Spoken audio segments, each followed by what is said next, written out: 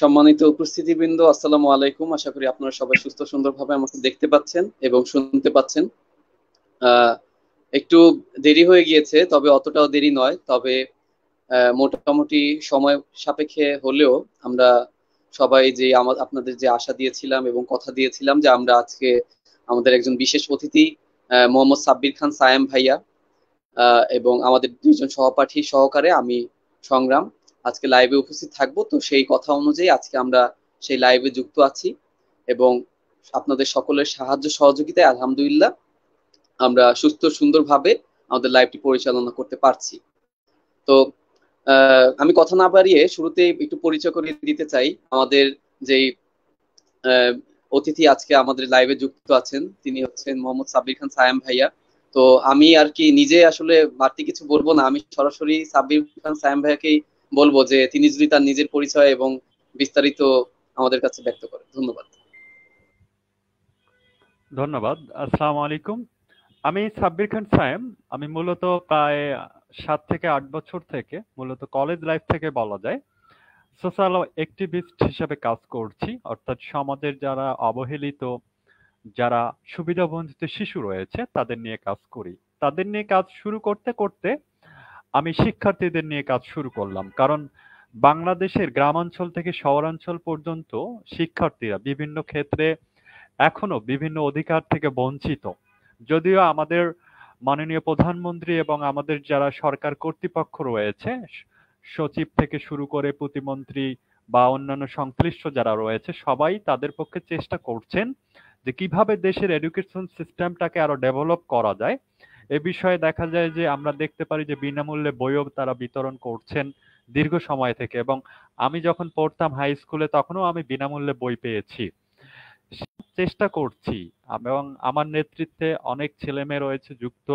আমরা বাংলাদেশের education system নিয়ে আমরা চেষ্টা করছি কাজ করার। আমরা মূলত এইরকম সুবিধাবঞ্চিত শিশু এবং শিক্ষার্থীদের নিয়ে কাজ করতে করতে আমরা আলহামদুলিল্লাহ শেখ হাসিনা ইউথ ভলেন্টিয়ার অ্যাওয়ার্ডে বেস্ট ইনোভেটিভ আইডিয়া ক্যাটাগরিতে আমরা টপ 10-এ ফাইনালিস্ট ছিলাম। এবং সেখানে আয়োজনটা হয়েছিল ওআইসি থেকে, অর্থাৎ একটি ইন্টারন্যাশনাল প্ল্যাটফর্ম থেকে, এবং বাংলাদেশের প্রেস্টিজিয়াস অ্যাওয়ার্ডের মধ্যে এটি তরুণদের মধ্যে অন্যতম। এটি অবদান আপনাদের সবার, আপনাদের সকলের দোয়ায় আমরা আজকে আপনাদের ভালোবাসা পেয়েছি। এই পর্যন্ত আমরা যতটুকুই করতে পেরেছি, এই পর্যন্ত আমরা আসতে পেরেছি। আমার পরিচয় আপাতত এতটুকুই। আর আমি শাহজালাল বিজ্ঞান ও প্রযুক্তি বিশ্ববিদ্যালয়ে বিএসসি সম্পন্ন করেছি। আবার পড়াশোনা আমি শেষ করিনি, এটা বললে ভুল হবে। আমি এখনো তোমাদের মতো স্টুডেন্ট, যদিও আমি ইতিমধ্যে জবও করেছি, আমার আরো বিজনেস প্ল্যাটফর্মও চলছে। আমি একজন এখনো স্টুডেন্ট, কারণ আমি এমএসসি এখনো শুরু করিনি। এমএসসি সামনে আমি হয়তো ইউএসএ তে চলে যাব, সেখান থেকে আমি এমএসসিটা করব। এই তোমাদের মতো আমাকে শিক্ষার্থী ভাবতে পারো, তবে হয়তো কিছু অভিজ্ঞতা আছে বাড়তি। ঠিক আছে, তোমরা শুরু করো। বাকিদের পরিচয় আমরা জেনে নেই, হয়তো অনেকে জানে না।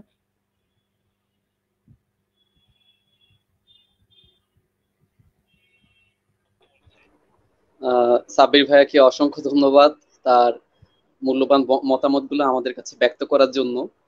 এবং আমাদের সাথে আজকে দুজন শিক্ষার্থী সহপাঠীও যুক্ত আছে। তো যেহেতু আমাদের হাতে আমরা বেশ কয়েকখানি সময় যাবৎ আপনাদেরকে অপেক্ষা করিয়েছি, তাই আমি বিশেষ করে আমি ব্যক্তিগতভাবে কোনো বাড়তি কথা না বলে আমি তাদের পরিচয়টাও নিব। আমি এর পাশাপাশি আমি এখন একটু রিমকাতুল যে আছেন আমাদের সাথে যুক্ত সহপাঠী, রিমকাতুল আপনার পরিচয় এবং আপনার কিছু মতামত যদি থাকে ব্যক্ত করতে পারেন। ধন্যবাদ। আসসালামু আলাইকুম সবাইকে। আমি রিমকাতুল রাশেদ অথই, বর্তমানে কুমিল্লা ভার্সিটিতে ফিজিক্স ডিপার্টমেন্টে ভর্তি আছি। আপনারা হয়তো আমাকে দীর্ঘদিন যাবৎ কাজ করছি যাতে আপনার পাবলিক বিশ্ববিদ্যালয়, বাংলাদেশে যে সকল পাবলিক বিশ্ববিদ্যালয় আছে সে সকল পাবলিক বিশ্ববিদ্যালয়ে যাতে দ্বিতীয়বার ভর্তি পরীক্ষার সুযোগের দাবিটা, আমরা দ্বিতীয়বার ভর্তি পরীক্ষার সুযোগ পাই সেই লক্ষ্যে। ইতিমধ্যে আমরা আলহামদুলিল্লাহ রাজশাহী ভার্সিটি, আপনার জাহাঙ্গীরনগর ভার্সিটি এবং গুচ্ছতে সফল হয়েছি। বর্তমানে আমরা আপনাদের সকলের সামনে উপস্থিত হয়েছি যাতে আমাদের সকলের স্বপ্নের বিশ্ববিদ্যালয় চট্টগ্রাম বিশ্ববিদ্যালয়ে আমরা দ্বিতীয়বার ভর্তি পরীক্ষার সুযোগটা কার্যকর করতে পারি, বা আমরা যাতে দ্বিতীয়বার ভর্তি পরীক্ষার সুযোগ সুযোগ পাই। তার সাথে যাতে আমরা মান উন্নয়ন ব্যাচটাও রাখতে পারি, যার কারণে আজকে আমরা আপনাদের সামনে এসেছি। ধন্যবাদ।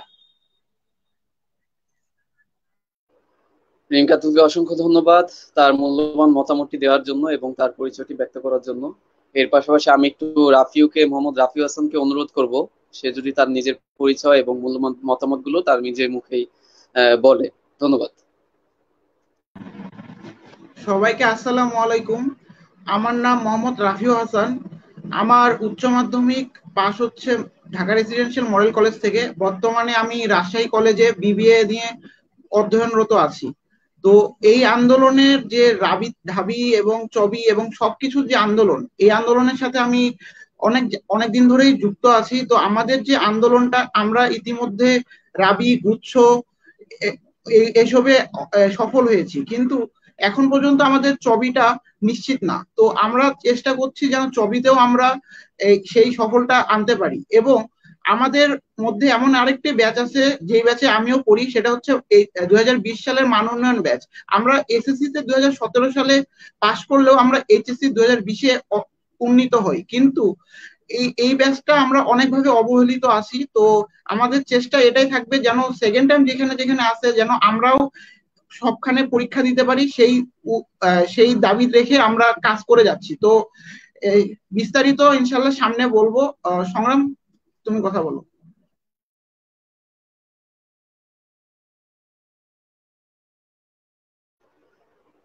রাফিউকে অসংখ্য ধন্যবাদ তার মূল্যবান মতামতটি দেওয়ার জন্য।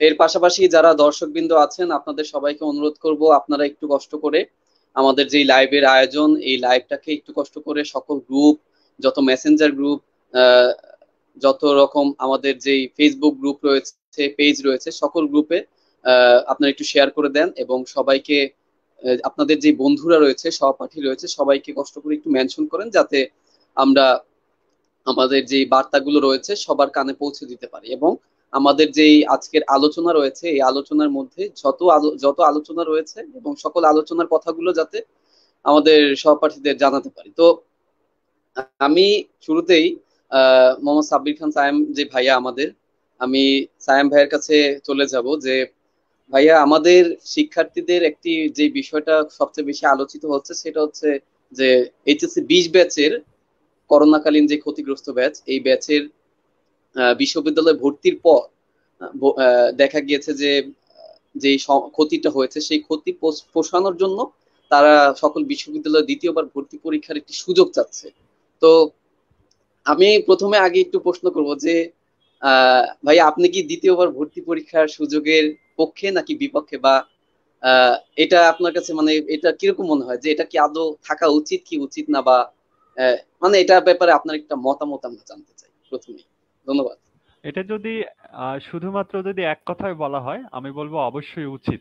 আর যদি বলো যে ভাইয়া এক দুইটা লাইন বলেন যে কেন উচিত, তাহলে একটু এখানে বলতে হয়, সংযুক্ত করতে হয়। সেটি হচ্ছে যে আমরা দেখতে পারি পৃথিবীর যেগুলো নামি দামি ইউনিভার্সিটি, এবং আমার অনেক ফ্রেন্ডরাও বিভিন্ন নামি দামি ইউনিভার্সিটিতে পড়তেছে এবং খুব ভালো ভালো স্কলারশিপ নিয়ে গেছে তারা, এবং তারা সেখান থেকে আমরা নিয়মিত খোঁজ খবর পাচ্ছি, হয়তো বা আমিও একটা ভালো ইউনিভার্সিটিতে পড়তে পারবো।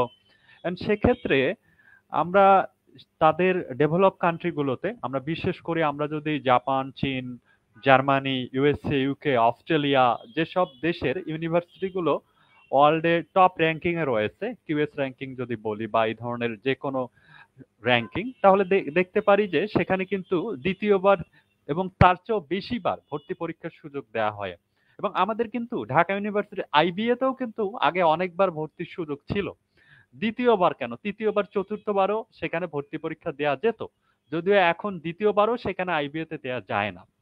এবং আমি মনে করি যে যেহেতু শিক্ষার্থীরা দেখা যায় একটা ইউনিভার্সিটি যখন পরীক্ষা দিতে যায়, কোনো কারণে এনিহাউ সে অসুস্থ হয়ে যেতে পারে, তার পরীক্ষার প্রস্তুতিটা খারাপ হয়ে যেতে পারে। যেমন আমি যখন মেডিকেল ভর্তি পরীক্ষা দেই, আমার টানা 10 দিন অসুস্থ ছিলাম আমি মেডিকেল ভর্তি পরীক্ষা, আমি যে হাত দিয়ে লিখবো সে হাত দিয়ে লেখার মতো শক্তি ছিল না। এরকম যে কোনো কিছুই ঘটতে পারে যে কোনো আমরা যখন পরীক্ষা দেই।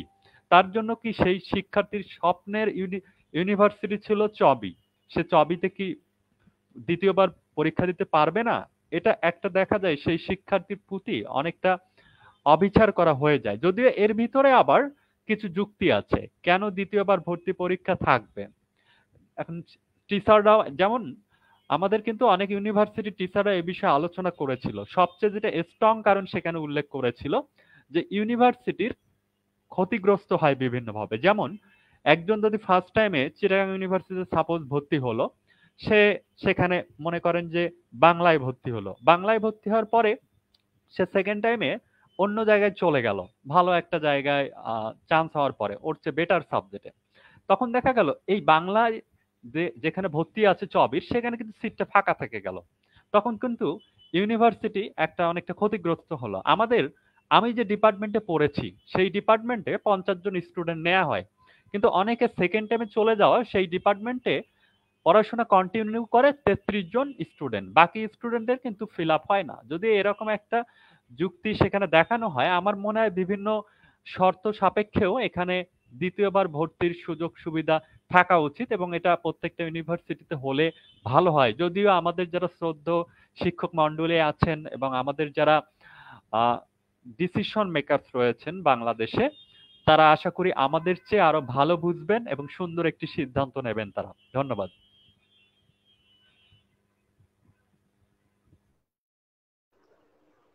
সাব্বির ভাইকে অসংখ্য ধন্যবাদ তার মূল্যবান মতামতটি দেওয়ার জন্য। আমি এই মুহূর্তে আমাদের যে সহপাঠী রয়েছে তাদের কিছু মতামত থাকে অবশ্যই, এবং আজকের আলোচনা যেহেতু চট্টগ্রাম বিশ্ববিদ্যালয় কেন্দ্রিক, তো আমি এই মুহূর্তে সরাসরি আমাদের যেই সহপাঠী রয়েছে রিমকাতুল রাশেদ অথই, তো তার কাছে চলে যাব যে এই মুহূর্তে আসলে আপনাদের চাওয়াটা কি এবং আপনারা কি চাচ্ছেন এবং আপনাদের যে মতামতগুলো সেটার চাওয়া নিয়ে, তো সেটা একটু ব্যক্ত করুন, তাহলে আমরা সেটা নিয়ে আলোচনা শুরু করব। ধন্যবাদ। যেহেতু এখন মতামতের আমি যদি বলতে চাই একজন সাধারণ শিক্ষার্থী হিসেবে নিজের মতামত কেন আমি চট্টগ্রাম বিশ্ববিদ্যালয়ে দ্বিতীয়বার ভর্তি পরীক্ষার সুযোগ চাচ্ছি, তাহলে সর্বপ্রথম আমার এটাই উল্লেখ করতে হয় যে আমরা মূল কথা ছিল আমরা হচ্ছে করোনাকালীন ক্ষতিগ্রস্ত ব্যাচ, আর আমরা হচ্ছে অটো পাসের ব্যাচ, যেখানে মাননীয় শিক্ষামন্ত্রী বলেছিলেন যে অটো পাসের কারণে আমাদের 20 ব্যাচের শিক্ষার্থীর কোনো রকম ক্ষতি সাধন হবে না। তো সেই পরিপ্রেক্ষিতে যদি দেখতে চাই, আমরা বারবার দেখেছি যে আমাদের সময় এই করোনাকালীন পরিস্থিতি যখন মোকাবেলা করা যাচ্ছিল না বা সংক্রমণের হারটা যখন দিন দিন বেড়ে যাচ্ছিল, তখন কিন্তু আমাদের ভর্তি পরীক্ষার তারিখ বারবার কিন্তু সে ভর্তি পরীক্ষার তারিখটা পিছানো হয়েছিল। এমনও দেখা গেছে যে আমাদের ভর্তি পরীক্ষার প্রস্তুতি চলাকালীন আমরা নিজেরা কিন্তু অনেকে করোনায় অসুস্থ ছিলাম, আমাদের পরিবারে অনেকে অসুস্থ ছিল, যার কারণে আমরা যেভাবে করে প্রস্তুতি নেওয়ার দরকার ছিল আমরা কিন্তু যথাযথভাবে প্রস্তুতিটা নিতে পারিনি। অন্যান্য বছরের থেকে আমরা কিন্তু এই কারণে একটু অনেক পরিমাণ বেশি ক্ষতিগ্রস্ত হয়েছি। আর আরেকটা পয়েন্ট যদি আমি উল্লেখ করতে চাই, তাহলে আমাদের চট্টগ্রাম বিশ্ববিদ্যালয়ে কিন্তু আগেও সেকেন্ড টাইম চালু ছিল, 2017 সাল পর্যন্ত তারা সেকেন্ড টাইম চালু রেখেছে। তাহলে আমরা যেহেতু করোনাকালীন ক্ষতিগ্রস্ত ব্যাচ, তাহলে অন্তত পক্ষে আমাদের কথা চিন্তা করে, যেখানে ওনারা বলেছিলেন যে ইউজিসি যদি আমাদের সেকেন্ড টাইমের পক্ষে থাকে বা শিক্ষামন্ত্রী যদি আমাদের মাননীয় শিক্ষামন্ত্রী মহোদয় যদি আমাদের সেকেন্ড টাইমের পক্ষে থাকে, তখন ওনারা আমাদেরকে সেকেন্ড টাইমটা দিয়ে দিবে। যার কারণে আমরা শিক্ষামন্ত্রীকে আপনার সাথে দেখা করে ওনার পক্ষে আমাদের রায় নিয়ে আমাদের যুক্তিটা ওনার কাছে উপস্থাপন করেছে, এবং উনি অত্যন্ত সুন্দরভাবে আমাদের অন্যান্য শুধু যে চট্টগ্রাম বিশ্ববিদ্যালয় এমন না, যে যে জায়গাতে আপনার দ্বিতীয়বার ভর্তি পরীক্ষার সুযোগ রাখার জন্য ওনার মতামত প্রকাশ করতে হয়, উনি কিন্তু সব রকম ভাবে আমাদেরকে সাহায্য করেছেন এবং নিজেদের মতামতটা রেখেছেন। সেই পরিপ্রেক্ষিতে উনি চট্টগ্রাম বিশ্ববিদ্যালয়কেও কিন্তু উনি যতটুকু সম্ভব উনি আমাদের পক্ষে কথাটা বলেছেন। এর পরবর্তীতে ইউজিসি থেকে কিন্তু ইতিমধ্যে 2বার চট্টগ্রাম বিশ্ববিদ্যালয়ে চিঠি পাঠানো হয়ে গেছে যাতে আপনার সেকেন্ড টাইমের ইয়াটা চালু হয়, দ্বিতীয়বার ভর্তি পরীক্ষার সুযোগ যাতে দেওয়া হয় এই 20 ব্যাচকে অন্তত।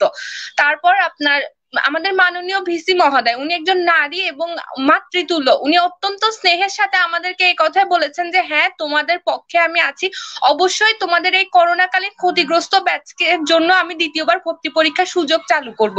তাহলে আমি নিজে চট্টগ্রাম বিশ্ববিদ্যালয়ে প্রথমবার কৃতকার্য হতে পারিনি, যার মূল কারণ ছিল আমি যথাযথভাবে প্রস্তুতি নিতে পারিনি। আমাকে যদি দ্বিতীয়বার ভর্তি পরীক্ষার সুযোগ দেওয়া হয়, তাহলে আমি অন্তত শেষবার একটা চেষ্টা করে দেখতে পারি নিজেকে কৃতকার্য করার জন্য। ধন্যবাদ।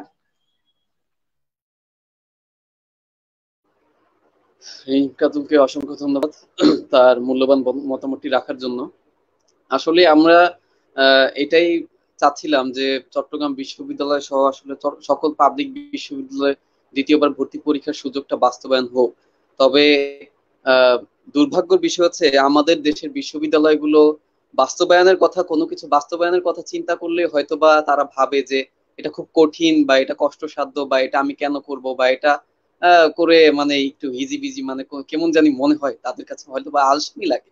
যেটা হোক না কেন, সেই সকল বিষয়ে আমরা জানার চেষ্টা করব এবং আলোচনার মাধ্যমে সেটা খোঁজার চেষ্টা করব এবং সমাধান কি বা আমাদের করণীয় কি, বা আমরা এতগুলো শিক্ষার্থী হতাশা হয়ে আছি, হতাশার মধ্যে পড়ে আছি এবং করোনাকালীন ব্যাচ সবচেয়ে ক্ষতিগ্রস্ত ব্যাচ। এই কেন জানি ভাই সাব্বির ভাই, আমার কাছে এই বিষয়টা খুব অবাক লাগে যে এই ব্যাচটা যেমন একটা ইতিহাস তৈরি করেছে, তেমন ইতিহাসের পাতায় নামও লিখেছে, তেমন ঘটনাও ঘটিয়েছে যাতে ইতিহাসে সারা জীবন এরা চিরপরিচিত হয়ে থাকে। তো আমার কাছে এটা মানে অতুলনীয় মনে হয় এবং আমি এই ব্যাচের সাথে সামিল হতে পেরেছি, সেটা আমাদের জন্য আসলে সৌভাগ্যের বিষয়। তো আমি রিমকাতুলের কথাটা শুনলাম যে সে দ্বিতীয়বার ভর্তি পরীক্ষার সুযোগের জন্য বলেছে এবং চট্টগ্রাম বিশ্ববিদ্যালয়ের জন্য তারা চেষ্টা করে যাচ্ছে, এবং আগামীকাল যেহেতু চট্টগ্রামে একটি কর্মসূচি রয়েছে প্রেস ক্লাবের সামনে, জামাল খান প্রেস ক্লাবের সামনে সকাল 11টায় চট্টগ্রাম বিশ্ববিদ্যালয়ের জন্য। তো যারা এখানে উপস্থিত আছে চট্টগ্রামের, আপনারা অবশ্যই আপনাদের সেই আমাদের সেই কাঙ্ক্ষিত চট্টগ্রাম বিশ্ববিদ্যালয়ের যেই কর্মসূচি সেটাতে উপস্থিত থাকবেন। আর আরেকটা বিষয় হচ্ছে, কমেন্ট যারা করছেন আপনারা সবাই একটু নিজেদের মতামত গুলো দিন। আমি অবশ্যই সবার কমেন্ট গুলো পড়বো এবং পড়ে সাব্বির ভাই আছেন আমাদের অতিথি, বিশেষ অতিথি, তাকে শোনাবো। আপনাদের যে মতামত আছে বা চট্টগ্রাম বিশ্ববিদ্যালয় নিয়ে যে কোনো রকম প্রশ্ন বা কথা, সেটা অবশ্যই আমি এখান কমেন্ট গুলো পড়বো। তো আপনারা বেশি বেশি কমেন্ট করুন আর আপনাদের বন্ধুদেরকে বেশি বেশি মেনশন করুন।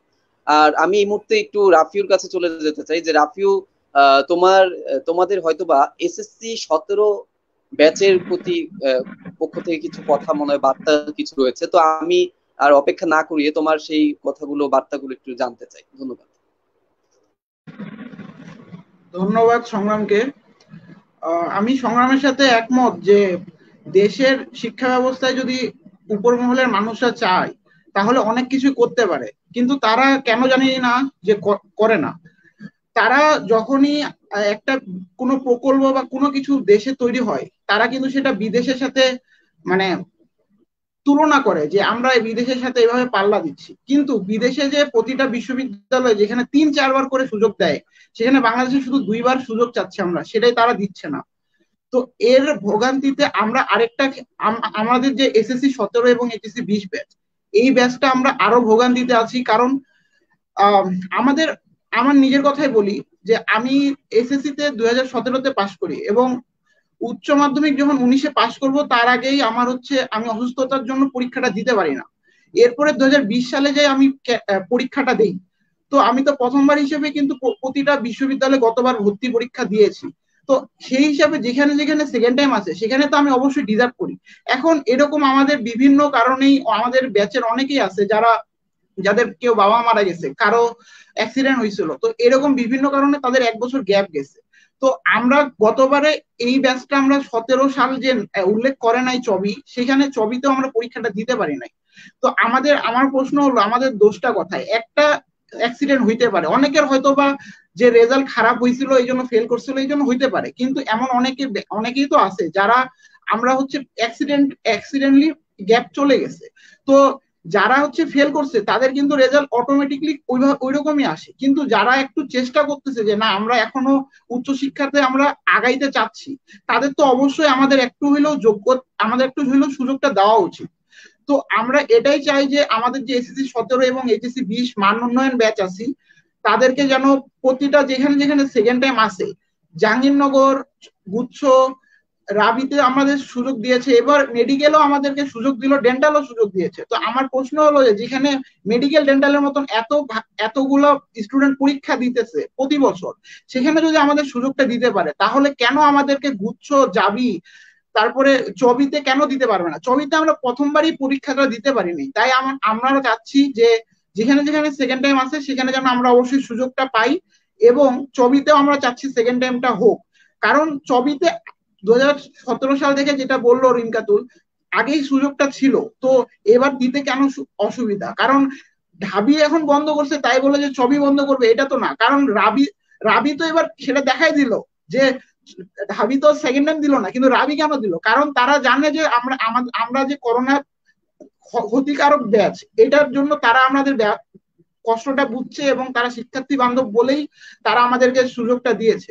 তাই আমিও চাই যে চবিও শিক্ষার্থী বান্ধব হোক এবং সেকেন্ড টাইমের সুযোগটা দেখ, এবং আমাদের যে মান উন্নয়ন 2020 ব্যাচ আছে তাদেরকেও যেন সুযোগটা দেখ, এবং এর সাথে প্রতিটা বিশ্ববিদ্যালয় যেন আমাদের সেকেন্ড টাইম সুযোগটা দেয়। তো ধন্যবাদ। রাফিকে অসংখ্য ধন্যবাদ তার মূল্যবান মতামতটি ব্যক্ত করার জন্য। আমাদের আসলে ভাই হ্যাঁ ভাই সাবির ভাই, আমাদের সাথে একজন সহপাঠী যুক্ত হয়েছে, তার সম্ভবত কিছু প্রশ্ন রয়েছে। আমাদেরই সহপাঠী, তার নাম মেহেদি।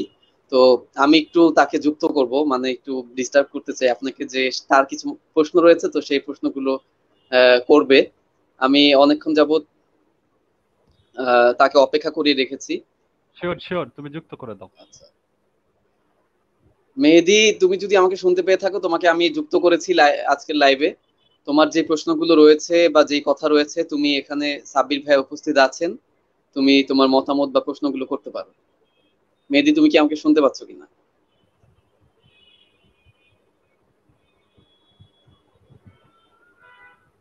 মাইক্রোফোনটা অন করে কথা বলতে তো। সম্ভবত সে অনেকক্ষণ যাবত অপেক্ষা করে একটু ক্লান্ত হয়ে গিয়েছে। যাই হোক, আচ্ছা তো এখন এই মুহূর্তে সাব্বির ভাইয়া দেখেন দুইটা বিষয় আসতেছে। সেটা হচ্ছে যে যেহেতু সকল বিশ্ববিদ্যালয় প্রায় আমরা সফল হয়েই আসছি, এখন শুধু চট্টগ্রাম বিশ্ববিদ্যালয় একটা সম্ভাবনার দ্বার প্রান্তে আমরা আছি চট্টগ্রাম বিশ্ববিদ্যালয়ের জন্য। মেহেদি সম্ভবত আবার যুক্ত হয়েছে। মেহেদি, তুমি যুক্ত আছো? তুমি সম্ভবত মিউট আছো।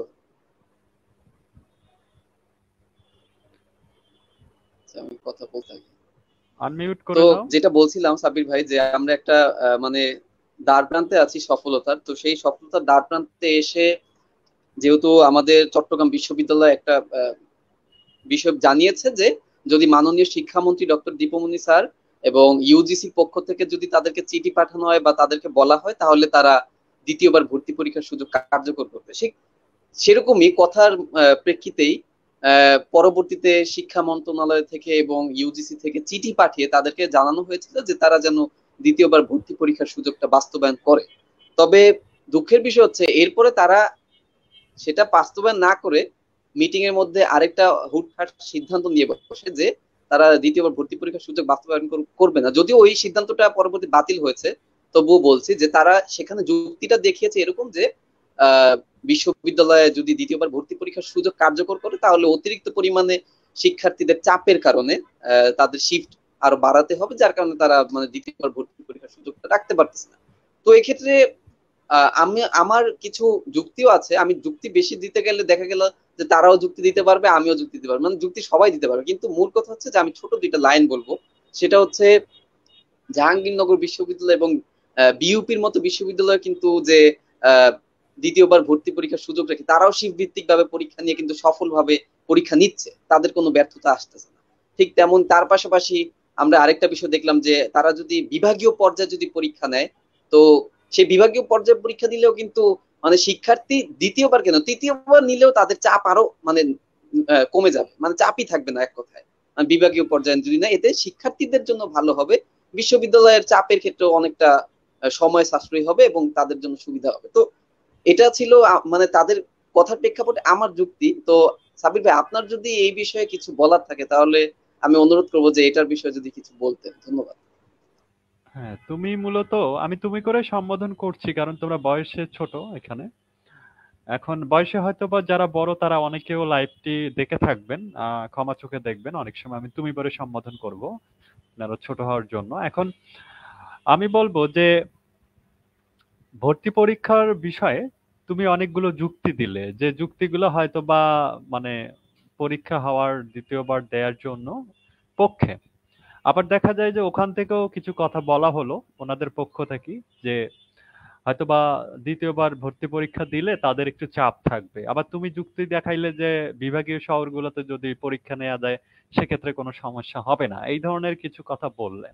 সব মিলিয়ে যতটুকু বুঝতে পারছি যে বিষয়টা অনেক দূর এগিয়ে গেছে।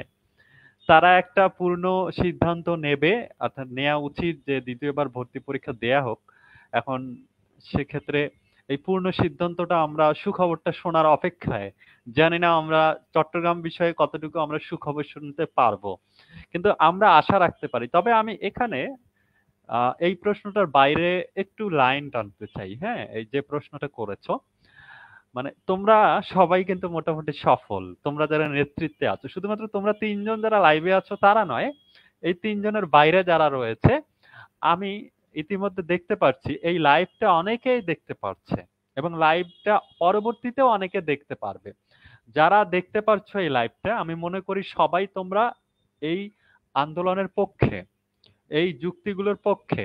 মূলত এটা শিক্ষার্থী বান্ধব একটা আন্দোলন। শুধু শিক্ষার্থী বান্ধব আন্দোলন এটা বললে ভুল হবে, শিক্ষার মান স্ট্যান্ডার্ড ডেভেলপ করার জন্য এটা একটা আন্দোলন। শিক্ষার্থীদের উন্নতির জন্য, শিক্ষার উন্নতির জন্য এটা একটা আন্দোলন। এখন এই আন্দোলনের পক্ষে যারা তোমরা এতদিন ছিলে, বিভিন্ন ভাবে কাজ করেছো, তোমাদেরকে আমি হাজারো স্যালুট জানাই। তোমরা হয়তো বা এর গুরুত্বটা বুঝতেছো না, পরবর্তীতে বুঝবে। এখানকার মাধ্যমে তোমরা যেমন নিজেদের নিজেদের দেশের ভালোর জন্য কাজ করতে পারলা, এতগুলো বাধা বিপত্তি যেখানে দেখা যাচ্ছে যে বিভিন্ন ভাবে হয়তো বা রাজনৈতিক কোনো ইস্যু এখানে ঢোকানোর চেষ্টা করেছে, কিন্তু রাজনৈতিক কোনো ইস্যু তোমরা ঢুকতে দাওনি। আমিও ভয়ে ভয়ে ছিলাম যে এখানে কি যেন হয়ে যায়। আমার ভয় লাগছিল যে আমিও টুকটাক একটু জড়িত আছি, সমর্থন করছি। এখন কোন দিক থেকে আমাকে যদি ফোন আসে যে হ্যাঁ তুমি এখানে কেন, বা আপনি একটু থানায় আসেন, এটা আমি ভয়ে ছিলাম। এই যে একটা লাইভে আসছি, এখানেও একটা দেখা যায় যে আমি আর একটু কনফিউশন কাজ করছিল এক সময়। কিন্তু না, পরিশেষে কিন্তু তোমরা সফল। যারা একসময় বলছিল যে হবে না হবে না, আমাকে ফোন দিয়ে বলে গুচ্ছ তো সেকেন্ড টাইম দিবে না, সেকেন্ড টাইম আমরা কোথাও পাবো না, এইভাবে ফোন দিয়ে বলে। মানে আমি তাদেরকে বলি কনফিডেন্টলি যে হবে, আমরা যেভাবে কাজ করছি হবে। এতগুলো ইউনিভার্সিটি একবারে অফ করবেন না, তারা মানবিক দিক থেকে দেখবেন। এজন্য বলবো যে আমার যেটা বলার মতো কথা সেটা হচ্ছে, একটু নীতি কথা বলতে হয় তাহলে। তোমরা যেটা করেছো এতদিন থেকে এই আন্দোলন, তোমাদের ইউনিটিটা একটু ধরে রাখো। এটা কোনো রাজনৈতিক যেহেতু আন্দোলন না, বা রাজনৈতিক এখানে কোনো ইস্যু ভিতরে যুক্ত নাই, বা রাজনৈতিক কোনো ব্যক্তিও এখানে সক্রিয় নেই। আন্দোলনটা এমন ভাবে পরিচ্ছন্ন রাখা হয়েছে। সুতরাং তোমরা ইউনিটিটা ধরে রাখো। পরবর্তীতে দেশের সরকারের পক্ষে যেন তোমরা ভালোভাবে কাজ করতে পারো। আর হ্যাঁ, প্রত্যেককে এখানে যারা রয়েছো প্রত্যেককে যেন পাবলিক ইউনিভার্সিটিতে চান্স পাওয়ার সুযোগ পাও, সে ব্যাপারে চেষ্টা করবে। আর টপিকের বাইরে যদি একটু আমি বলতে চাই যে যদি কেউ কোনো কারণে পাবলিক ইউনিভার্সিটিতে চান্স না পাও, আমি যেটা বলবো যে কোনো কারণেই কোনোভাবেই হতাশ হবে না। পাবলিক ইউনিভার্সিটি যে সবকিছু এমনটা নয়। গতকালও আমি গুগলে কিভাবে জব পেতে হয় আমি বিভিন্ন জায়গায় ঘাটাঘাটি করতেছিলাম, career.google.com দেখতেছিলাম যে তারা কিভাবে বিভিন্ন জায়গা থেকে শিক্ষার্থীদের নিচ্ছে, গ্রাজুয়েট করা ছেলে মেয়েদের নিচ্ছে। এন্ড সেক্ষেত্রে দেখা যায় তারা স্কিলকে অনেক বেশি গুরুত্ব দিচ্ছে। এখন আমি যে ল্যাপটপে কথা বলছি, এই ল্যাপটপটা আমার না, আমার ছোট ভাইয়ের। পাশে নাম লেখা আছে সিয়াম খান। হ্যাঁ, ও এই যে এই ল্যাপটপটা যে ইউজ করতেছে, ও কিন্তু মাদ্রাসার স্টুডেন্ট। ও প্রথমবার কিন্তু বিইউপিতে চান্স পেয়েছিল, ও তোমাদের মতো কিন্তু সেকেন্ড টাইমার। ও এখন প্রোগ্রামিং করতেছে, যদিও ডি ইউনিটের প্রিপারেশন নিয়েছে, তারপরেও কিন্তু প্রোগ্রামিং করতেছে। সে প্রোগ্রামিং তাকে কিন্তু ডি ইউনিটে শেখাবে না, প্রোগ্রামিং কিন্তু আইন বিভাগে বা দেখা যায় আইআর বিভাগে শেখাবে না। এখন দেখা যায় তার এক্সপার্টনেসে সে ওয়েবসাইট তৈরি করে দিচ্ছে। আমার অলরেডি একটা ওয়েবসাইট ডেভেলপ করে দিয়েছে সে। আমার আরেক ভাইয়ের সে একটা ঢাকা ইউনিভার্সিটি যারা পড়ে তাদের ওয়েবসাইট করে দিয়েছে। অথচ তার বয়সটা তোমাদের মতো বয়স। And সে দেখা গেছে এখন থেকে 6 মাস 1 বছর পর প্রতি মাসে 2-3 লক্ষ টাকা ইনকাম করতে পারবে। শুধু তাই নয়, সে একটা আইটি ফার্ম ইচ্ছা করলে দিতে পারবে, যেখানে বুয়েটের স্টুডেন্টরা এসে জব করবে। হয়তো এমন পর্যায়ে সেখানে যাবে যে স্টার্টিং স্যালারি সেখানে 40,000 50,000 দিল। হতাশ হওয়ার কোনো কারণ নেই। হয়তোবা সাময়িকভাবে তোমাকে অনেকে হয়তোবা বলবে এই ছেলেটা অমানুষ হয়ে গেছে, এই ছেলের জীবন নষ্ট। সবাই তো আর পাবলিক ইউনিভার্সিটিতে চান্স পাবে না। হ্যাঁ, এখানে অনেকেই দেখতে পাচ্ছে অনেক যুদ্ধ করে গেল কিন্তু পেল না। আবার এরকম আরো অনেক সেক্টর আছে যেখানে তুমি ইউনিভার্সিটিতে চান্স না পেয়েও হয়তোবা 2-1 বছরের মধ্যে তুমি আরো কিছু তোমার স্কিল বাড়িয়ে অনেক কিছু করতে পারবে। এই জন্য বলবো তোমাদের হতাশ হওয়ার কোনো কারণ নাই। আমাকে প্রতিদিনে অসংখ্য মেসেজ আসে এবং যখন ইউনিভার্সিটি ভর্তি পরীক্ষার রেজাল্ট দেয় তখন হাজার হাজার মেসেজ আসে যে ভাই আমার জীবনটা শেষ, ভাইয়া মনে হয় আমি সুইসাইড করে মারা দেবো, ভাইয়া বাড়ি থেকে আমি চলে যাচ্ছি, এরকম অবস্থা তৈরি হয়। এই আমি তোমাদের কাছে রিকোয়েস্ট করতেছি, তোমরা যদি হেরে যাও, হেরে যাবে বাংলাদেশ। পাবলিক ইউনিভার্সিটিতে কয়জন চান্স পাবে? 100 জনের মধ্যে ধরে নিলাম 25 জন চান্স পাবে। আর 75 জন যদি বসে থাকে যে আমার দ্বারা কিছুই হবে না, এই দেশ জীবনে আগাবে না। এই দেশ জীবনে উন্নত মানের দেশের তালিকায় যাবে না। এখন যেভাবে আমাদের সরকার চেষ্টা করছে, সরকার কিন্তু ফ্রিল্যান্সিং এ সাপোর্ট করতেছে, উদ্যোক্তাদের সাপোর্ট করতেছে, অনেক অ্যাওয়ার্ড নিয়ে এসেছে, অনেক কিছু করতেছে আমাদের তরুণদের জন্য। জয় বাংলা ইয়ুথ অ্যাওয়ার্ড নিয়ে এসেছে। দেখা যায় যে তরুণরা যেন কাজ করতে পারে এরকম অনেক প্ল্যাটফর্ম তৈরি করেছে আমাদের জন্য। Sheikh Hasina youth volunteer forum তৈরি করেছে, হ্যাঁ, আমরা যেন প্রধানমন্ত্রী সহযোগী হিসাবে বিভিন্ন কাজে সহযোগিতা করতে পারি। যুব মন্ত্রণালয় আমাদের ইনভাইট করতেছে, তরুণদের জন্য কত কিছু করতেছে। সেখানে কিন্তু দেখতেছে না, এই তুমি কি ঢাকা ইউনিভার্সিটিতে পড়ে আসছো? এটা কিন্তু জীবনেও প্রশ্ন করবে না। তোমার মধ্যে দেখবে কোয়ালিটি কি, তুমি কি করতে পারছো। একটা কোম্পানিতে যাবা, সেখানে দেখবে তোমার মধ্যে কোয়ালিটি কি। আমি একটা কোম্পানিতে জব করছি, কর্পোরেট প্রতিষ্ঠান, বাংলাদেশে 2015 সালে বাংলাদেশের সেরা ই কমার্স প্রতিষ্ঠান হয়েছিল। সেখানে যখন আমি যাই, আমার পাশে অনেকে ন্যাশনাল ইউনিভার্সিটির ছেলে মেয়ে ছিল। সেখানে গিয়ে দেখি যে তারা গুরুত্ব দিচ্ছে আমার কোম্পানির কাজটা কে ভালো করে করে দিতে পারবে তাকেই আমি গুরুত্ব দেব। তুমি ঢাকা ইউনিভার্সিটি পড়ে আসছো, তুমি তো আমার কাজটা করে দিতে পারতেছো না, তোমাকে কেন আমি গুরুত্ব দিব? বিষয়টা এরকম।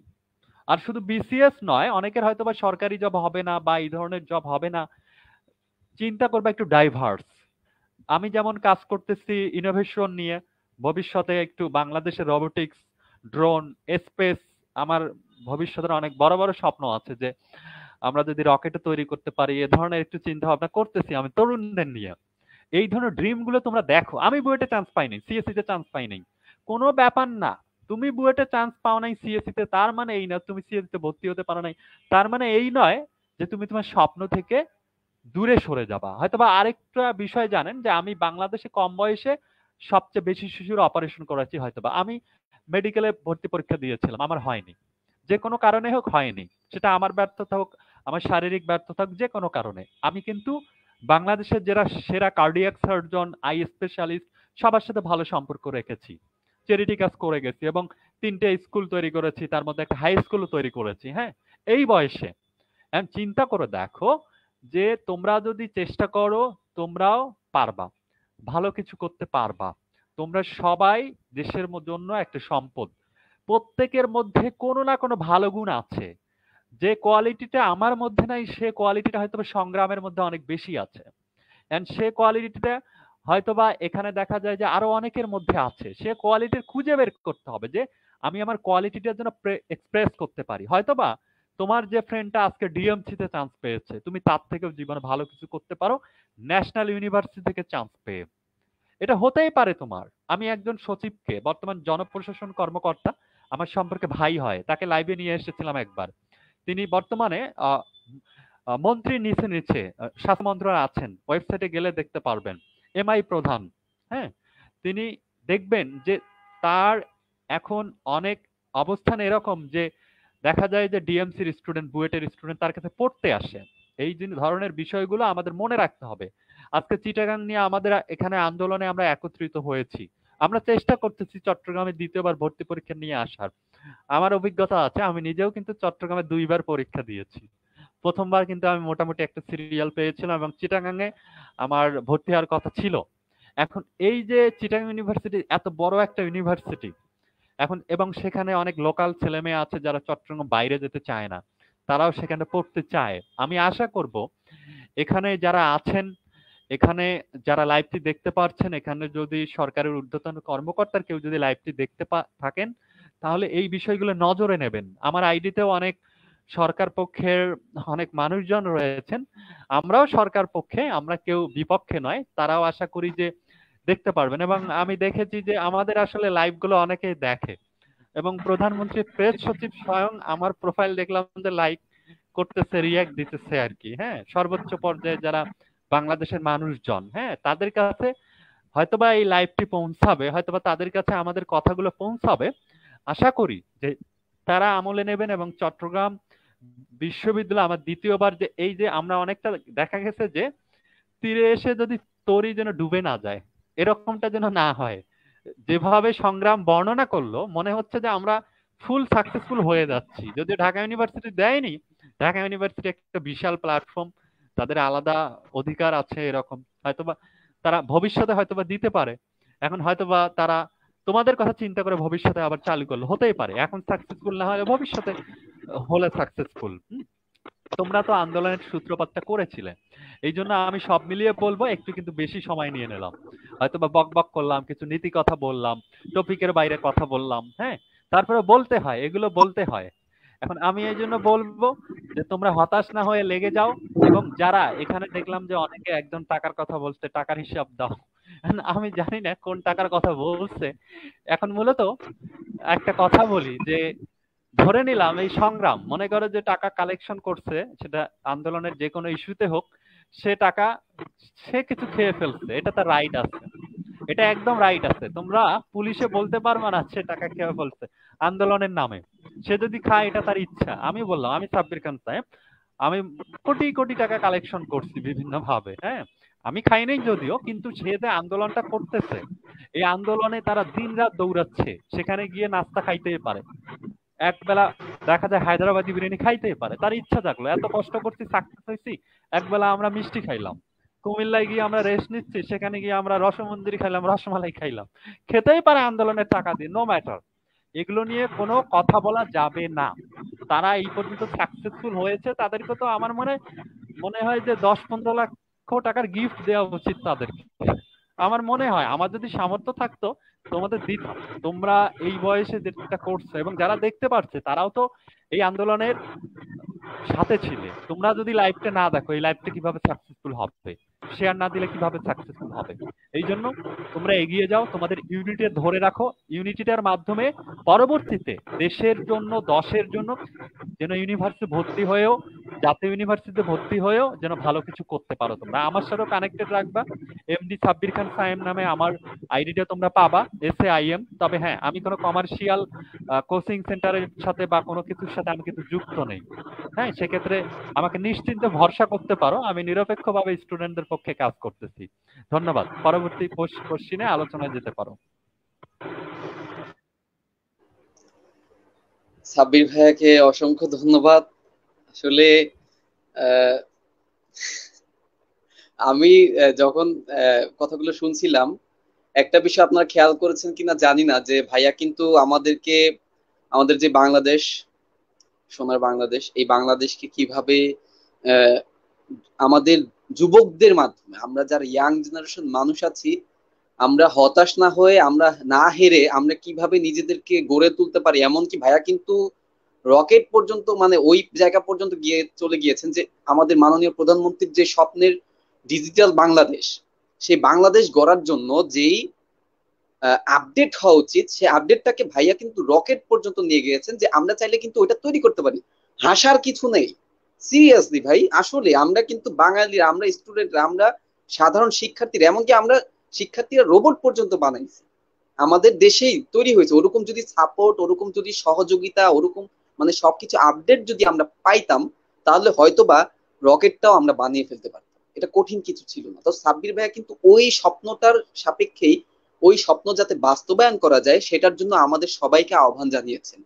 এবং কিভাবে হতাশা থেকে, অবশ্যই আমরা হতাশাগ্রস্ত, আপনি যতই বলেন যে আমরা হতাশাগ্রস্ত নই বা আমরা খুব চিল মুডে আছি, আসলে না, আমরা সবাই হতাশাগ্রস্ত এবং আমরা খুব ডিমোটিভেট হয়ে আছি। তো সেই মানুষগুলোকে কিভাবে মোটিভেশনের মাধ্যমে তাদের মানসিকভাবে প্রস্তুত করা যায়, এবং মানসিক প্রস্তুতির জন্য বিষয়টা কিন্তু সবচেয়ে দামি। আপনি যত মানে নিজেকে মানসিকভাবে প্রস্তুত করতে পারবেন, ততটা আপনার জন্য সেটা সবচেয়ে দামি। সেটা আপনি টাকা দিয়েও কিনতে পারবেন। আপনি যদি মানসিকভাবে হেলদি থাকেন। তো সেটার জন্যই কিন্তু প্রচেষ্টাটা ভাইয়া আমাদের প্রতি করেছে, এবং আমি নিজে ব্যক্তিগত খুব মনোযোগ সহকারে শুনছিলাম, এবং আপনাদেরকেও বলবো যে একটু ভাইয়া যে কথাগুলো বলছে মনোযোগ সহকারে শুনবেন। আপনার হয়তোবা কাজে না দিতে পারলেও অন্ততপক্ষে ক্ষতি হবে না, এতটুকু বলতে পারবো যে অন্ততপক্ষে জীবনে ক্ষতি হবে না। কাজে তো অবশ্যই দিবে, তাও আপনাদের মানে একটু ওইভাবেই বললাম, অনেকের মন মাইন্ড অনেক রকম থাকে, তো আমি ওইভাবেই বললাম যে কাজে দেখবে না দেখ অন্তত পক্ষে আপনার ক্ষতি হবে না, তো মনোযোগ সহকারে শুনবেন। আচ্ছা, তো একটা বিষয় এখানে চলে আসতেছে যে ডিজিটাল বাংলাদেশ গড়ার ক্ষেত্রে তাহলে সেকেন্ড টাইমের তো কোনো বিকল্প নাই। এই কথার সাথে সাব্বির ভাই তো একমত, এই জন্যই তো ভাইয়া এটাকে সাপোর্ট করছেন যে আসলে তো দ্বিতীয়বার ভর্তি পরীক্ষার সুযোগটা দরকার, এটা কার্যকর করা দরকার। উনি এটার পক্ষে বলছেন যে এটা অবশ্যই প্রয়োজন, কারণ শিক্ষার্থীরা তারা একবার কেন দুইবার কেন হাজারবার পরীক্ষা দিবে, তারা উচ্চ শিক্ষা যদি না পায়, তারা যদি বইটা পড়ার সুযোগ না পায়, তারা যদি কোনো প্রতিষ্ঠানের সাথে যুক্ত না থাকতে, তাহলে তারা কিভাবে নিজেদেরকে প্রমাণ করবে? এমন তো না যে তারা রাস্তায় বৈশা বসে তো সবাই আর হইতে পারে না। প্রত্যেকটা বিশ্ববিদ্যালয়ের উচিত যে এই বিষয়টা কার্যকর করা। যাই হোক, আমরা ওই কথায় পরবর্তীতে যাব। তো আমি এই মুহূর্তে একটু রিমকাতুল রাশেদের কাছে চলে যেতে চাই। রিমকাতুল যে আছেন, যে চট্টগ্রাম বিশ্ববিদ্যালয়ে দ্বিতীয়বার ভর্তি পরীক্ষার সুযোগটা এই যে কার্যকর করছে না, এটার বিষয়ে মানে ভেতর থেকে কেন তারা কার্যকর করছে না, বা এই যে কারণে কার্যকর করছে না সেটার বিপরীতে আপনার যুক্তিগুলো কি? ধন্যবাদ রিমকাতুল। এক্ষেত্রে যদি আমরা বলি, চট্টগ্রাম বিশ্ববিদ্যালয় নিয়ে আমরা কিন্তু শুরু থেকে কাজ করে আসছি।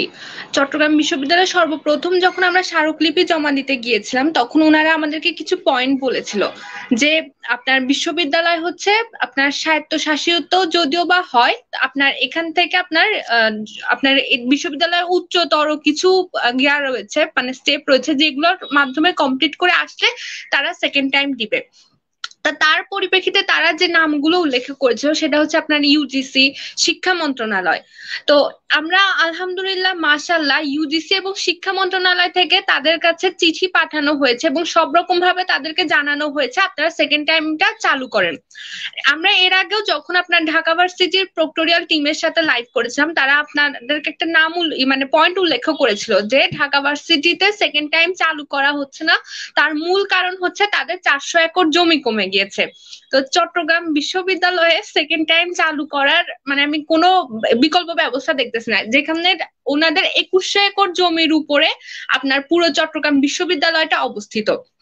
তারপরে তারা এই পয়েন্টটাও বলেছিল যে আপনার চট্টগ্রাম বিশ্ববিদ্যালয়ে আপনার হচ্ছে যদি দ্বিতীয়বার ভর্তি পরীক্ষার সুযোগটা চালু করা হয়, তখন নাকি শিক্ষার্থীদের চাপ অনেক বেশি হয়। কিন্তু আপনারা নিজেরাই জানেন যে চট্টগ্রাম বিশ্ববিদ্যালয়ে কিন্তু শিফট ভিত্তিক পরীক্ষা চালু রয়েছে। তাহলে একটা শিফট ভিত্তিক যে বিশ্ববিদ্যালয় পরীক্ষা চালু আছে, তো সেখানে যদি আমাদের সেকেন্ড টাইমারদেরকে সুযোগ দেওয়া হয়, তো সেক্ষেত্রে কিন্তু শিক্ষার্থীদের চাপ কিন্তু এতটা পরিমাণ বেশিও হবে না। যদি তারা নিজেরা চায় তাহলে অবশ্যই তারা সেকেন্ড টাইমারদেরকেও সুযোগ দিতে পারে। আর আরেকটা পয়েন্ট যদি বলা যায়, সেটা হচ্ছে যে আপনার ওনারা এটাও বলেছিল যে চট্টগ্রাম বিশ্ববিদ্যালয় অনেক সময় বৈষম্যের শিকার হবে, যে প্রথম বছর এবং দ্বিতীয় বছর যারা পরীক্ষা দেয় তাদের নাকি একসাথে পরীক্ষা দিলে নাকি অনেক রকম বৈষম্যের সৃষ্টি হতে পারে। তো আমরা এই জিনিসটা খেয়াল করে দেখি যে বয়সের বৈষম্যের মাধ্যমে আপনার প্রথমবার এবং দ্বিতীয়বারদের মধ্যে কিন্তু খুব একটা ডিফারেন্স হয় না। যদি খুব একটা ডিফারেন্স হইতো তাহলে কিন্তু আপনার মেডিকেল, জাহাঙ্গীরনগর, রাজশাহী বিশ্ববিদ্যালয় কিন্তু সেকেন্ড টাইম চালু করতো না। তাহলে যে পয়েন্ট গুলো ওনারা দেন যে সেকেন্ড টাইম এই কারণে ওনারা চালু করতেছেন না, আমাদের মনে হয় না যে এক একটা পয়েন্টও কিন্তু যুক্তিযুক্ত। আমরা কিন্তু প্রত্যেকটা পয়েন্টের পিছনে আমাদের কিন্তু যথাযথ ব্যাখ্যা তাদেরকে দিতে পারতেছি। আসলে চট্টগ্রাম বিশ্ববিদ্যালয় যদি ওনারা চান, অবশ্যই ওনারা সেকেন্ড টাইম চালু করতে পারেন, এটা আমার মনে হয়। ধন্যবাদ। রিমকাতুলকে অসংখ্য ধন্যবাদ তার মূল্যবান মতামত দেওয়ার জন্য। তুমি লাইভ পাই যাবা, তো খুঁজে পাচ্ছি না বলেই তো এই তো ফেসবুক। তো সাব্বির ভাইয়ের কাছে আমি একটু চলে যেতে চাই যে ভাইয়া এখানে কথা আসতেছে যে বিশ্ববিদ্যালয় কর্তৃপক্ষ কয়েকটা যুক্তি দেখিয়েছে, যুক্তিগুলোর মধ্যে অন্যতম ছিল যে আচ্ছা যে যদি তারা দ্বিতীয়বার ভর্তি পরীক্ষার সুযোগ কার্যকর করে তাহলে তাদের বিশ্ববিদ্যালয়ে শিক্ষার্থীদের পরীক্ষা নেওয়ার ক্ষেত্রে চাপটা অনেক বেড়ে যাবে। আর আরেকটা বিষয়ে হয়তো বলেছে যে শিফট বাড়ালে, এখানে এখানে কমেন্টটা আমি করেছি, কমেন্টটা এখানে তোলা আছে যে চবির প্রক্টোরিয়াল টিম বলেছে দ্বিতীয়বার ভর্তি পরীক্ষার সুযোগ দিলে শিক্ষার্থীর সংখ্যা বেড়ে যাবে, তাতে তাদের শিফট বাড়াতে হবে, তাহলে অনেক মেধাবী শিক্ষার্থী বঞ্চিত হবে। এটা কিরকম এক্সকিউজ আর কি, সে প্রশ্ন করেছে। তো এটার ব্যাপারে ভাইয়া যদি একটু মতামত দিতে। আরেকটা বিষয় আমি একটু, যারা এখানে লাইভে আছেন আপনাদেরকে অনুরোধ করব, যতটা সম্ভব লাইভটাকে শেয়ার করে দেন, বেশি বেশি বন্ধুদেরকে মেনশন করেন। এর পাশাপাশি আপনার যেই প্রশ্ন আছে, আমি কিন্তু সবার কমেন্ট গুলো পড়ছি, কাজে আপনারা যার যে মতামত আছে কমেন্ট করতে থাকেন, আমি সবার কমেন্ট গুলো পড়বো, কথা দিচ্ছি। এবং বেশি বেশি বন্ধুদেরকে মেনশন করুন, সকল জায়গায় লাইভটাকে শেয়ার করুন। ধন্যবাদ। সাব্বির ভাইয়া। জি, আমি বুঝতে পারছি কোশ্চেনটা। আমি কোশ্চেনটা বারবার মনোযোগ দিয়ে পড়ছিলাম। এখানে বলা হয়েছে যে দ্বিতীয়বার যদি ভর্তি পরীক্ষার সুযোগ দেয়া হয়, এক্ষেত্রে তো বেশি শিক্ষার্থীর পরীক্ষা নিতে হবে এবং শিফটটা হয়তোবা বাড়ানো হতে পারে, হয়তো বাড়ানোর প্রয়োজন হতে পারে। এখন এক্ষেত্রে আসলে বিশ্ববিদ্যালয়ের শিক্ষকরা কিন্তু বাংলাদেশের বা পৃথিবীর মধ্যে সর্বোচ্চ জ্ঞানী গুণী মানুষ। এখন তাদের বিপক্ষে কথা বলা বা তাদের সাথে যুক্তি দেয়া, এটা আসলে কারণে মানায় না। হুম? এখন তারা অনেক বেশি ভালো বোঝেন এবং সেই অনুযায়ী করেন। এখন আমি এক্ষেত্রে তবুও কিছু কথা বলতে হয়, যেহেতু আমাকে প্রশ্নটি করা হয়েছে। বয়সে আমিও মানে মাঝামাঝি মনে একজন মানুষ। আমার হয়তো বয়সে অনেকে ভার্সিটির টিচারও হয়েছে। আমার যেহেতু গ্রাজুয়েশন শেষ, আমিও হয়তোবা কোনো ইউনিভার্সিটির টিচার হওয়ার মতো হয়তোবা আমার আহ, বয়সটা হয়েছে। এখন এই ক্ষেত্রে আমি বলতে চাই যে আমাদের যুক্তি তো অনেক দেয়া যায়, পক্ষে বিপক্ষে যুক্তি অনেক দেয়া যায়। And একটা জায়গায় যখন পরীক্ষা নেওয়া হবে, আপনি দেখেন যে বিসিএস পরীক্ষা যখন নেওয়া হয়, কতগুলো মানুষ, এতে কিছুদিন পরে প্রিলি পরীক্ষা হবে, কতগুলো মানুষ, আমার অনেক বন্ধু বান্ধব দেবে, কতগুলো মানুষ একসাথে পরীক্ষা দিচ্ছে, তারা কিন্তু পরীক্ষাটা খুব ভালোভাবেই নিতে পারতেছে। হ্যাঁ, কয়েক লাখ মানুষ সেখানে পরীক্ষা দিচ্ছে এবং সেখানে একবার দুইবার সুযোগ না, 30 বছর পর্যন্ত বা একটা নির্দিষ্ট বয়স পর্যন্ত দেয়া যাচ্ছে। And আমরা কিন্তু ইউনিভার্সিটির ভর্তি পরীক্ষার জন্য দাবি যে আমরা দ্বিতীয়বার নিচ্ছি, আমরা কিন্তু বলছি না যে আমাদেরকে চতুর্থ পঞ্চম ষষ্ঠবারের জন্য দাবি দেওয়া পূরণ করেন। হ্যাঁ, এক্ষেত্রে আমার মনে হয় না যে, যেহেতু তাদের অভিজ্ঞতা আছে, তারা ইতিমধ্যে পরীক্ষা নিয়েছে, যদি তারা সুশৃঙ্খল ভাবে পরীক্ষা নিতে পারে, একটা ইউনিটে সর্বোচ্চ দেখা যায় যে 1 লাখ স্টুডেন্ট পরীক্ষা দেয়। ঢাকা ইউনিভার্সিটি দেখতে পারি 80,000 1 লাখ পরীক্ষা দেয়, মেডিকেলে 1 লাখ সামথিং পরীক্ষা দিচ্ছে। এরকম একটা সংখ্যা দেখা যাচ্ছে প্রত্যেকটা ইউনিটে পরীক্ষা দেয়, যেখানে আমাদের বাংলাদেশে কয়েক লাখ স্টুডেন্টদের পরীক্ষা নিয়ন্ত্রণ করা হয়। আমার মনে হয় না এখানে আমরা সেকেন্ড টাইম দিলে খুব বেশি দেখা যাবে যে আমরা ক্ষতিগ্রস্ত হব। এর মধ্যে সেকেন্ড টাইমার অনেকে কিন্তু, সবাই কিন্তু সেকেন্ড টাইমার না। ফার্স্ট টাইমে অনেকে ভর্তি হয়ে গেছে কোথাও স্যাটিসফাইড জায়গায়, আবার অনেকে সেকেন্ড টাইম দেবে না, আবার অনেকে দেশের বাইরে চলে গেছে। দেখা যায় ফার্স্ট টাইম যে তুলনায় পরীক্ষা দেবে তার তুলনায় সেকেন্ড টাইম কম রয়েছে। এখন সেকেন্ড টাইমার দিলে যদি তারা সুশৃঙ্খল ভাবে, ধরে নিলাম তারা 50,000 মানুষের পরীক্ষা নিচ্ছে একটা মিনিটে, প্রত্যেকটা মিনিটে, তারা যদি আরো 20,000 25,000 মানুষের পরীক্ষা নেয়, অর্থাৎ শিক্ষার্থীদের পরীক্ষা নেয়, এখানে খুব মানে কঠিন পরিস্থিতির সম্মুখীন হতে হবে আমার মনে হয় না। এবং হয়তোবা আমার সাথে হয়তোবা অনেকেই একমত হবেন যে এখানে হয়তোবা যারা ফার্স্ট টাইমার রয়েছেন তারা হয়তোবা ক্ষেপে যাচ্ছেন আমাদের লাইভ গুলো দেখে, এবং আমি যখন লাইভে আসব আমার সাথে অনেকে একটু কড়া ভাবে কথা বলতেছিল। হ্যাঁ, তাদের মনে হয় যে সিট কমে যাচ্ছে সেকেন্ড টাইম চালু হওয়ার জন্য। বিষয়টি আসলে এরকম না, আপনি একটু লক্ষ্য করে দেখেন। আপনারা যদি বলেন যে প্রতিযোগিতা অনেক বেশি সেকেন্ড টাইমাররা দিলে, এটা ভুল কথা। আপনি পাস মার্ক তুলে দেখান। আপনি যদি রাজশাহী ইউনিভার্সিটিতে আপনি যদি 60-70% মার্ক পান, তাহলে আপনার কিন্তু ইঞ্জিনিয়ারিং ইউনিটে চান্স হয়ে যাবে, সায়েন্স ইউনিটে চান্স হয়ে যাবে। আপনি একটু লক্ষ্য করেন তাদের দিকে। আপনি সাস্টে দেখেন, সাস্টে মোটামুটি দেখা যায় যে গুচ্ছতে যদি 70% আপ মার্কস পাওয়া যায়, তাহলে কিন্তু সাস্টে হয়ে যায়। এমন না সেকেন্ড টাইমাররা এসে আপনার বিশাল প্রতিযোগিতা বাড়ায় দিল, এমনটা না। সেকেন্ড টাইমের মধ্যে সবাই যে ভালো করে এমনটাও না। অনেকে আছে এমনিতে পরীক্ষা দিবে, কিছু হয়তোবা প্রতিযোগিতা বাড়ে, কিন্তু এতটা প্রতিযোগিতাটা বাড়ে না।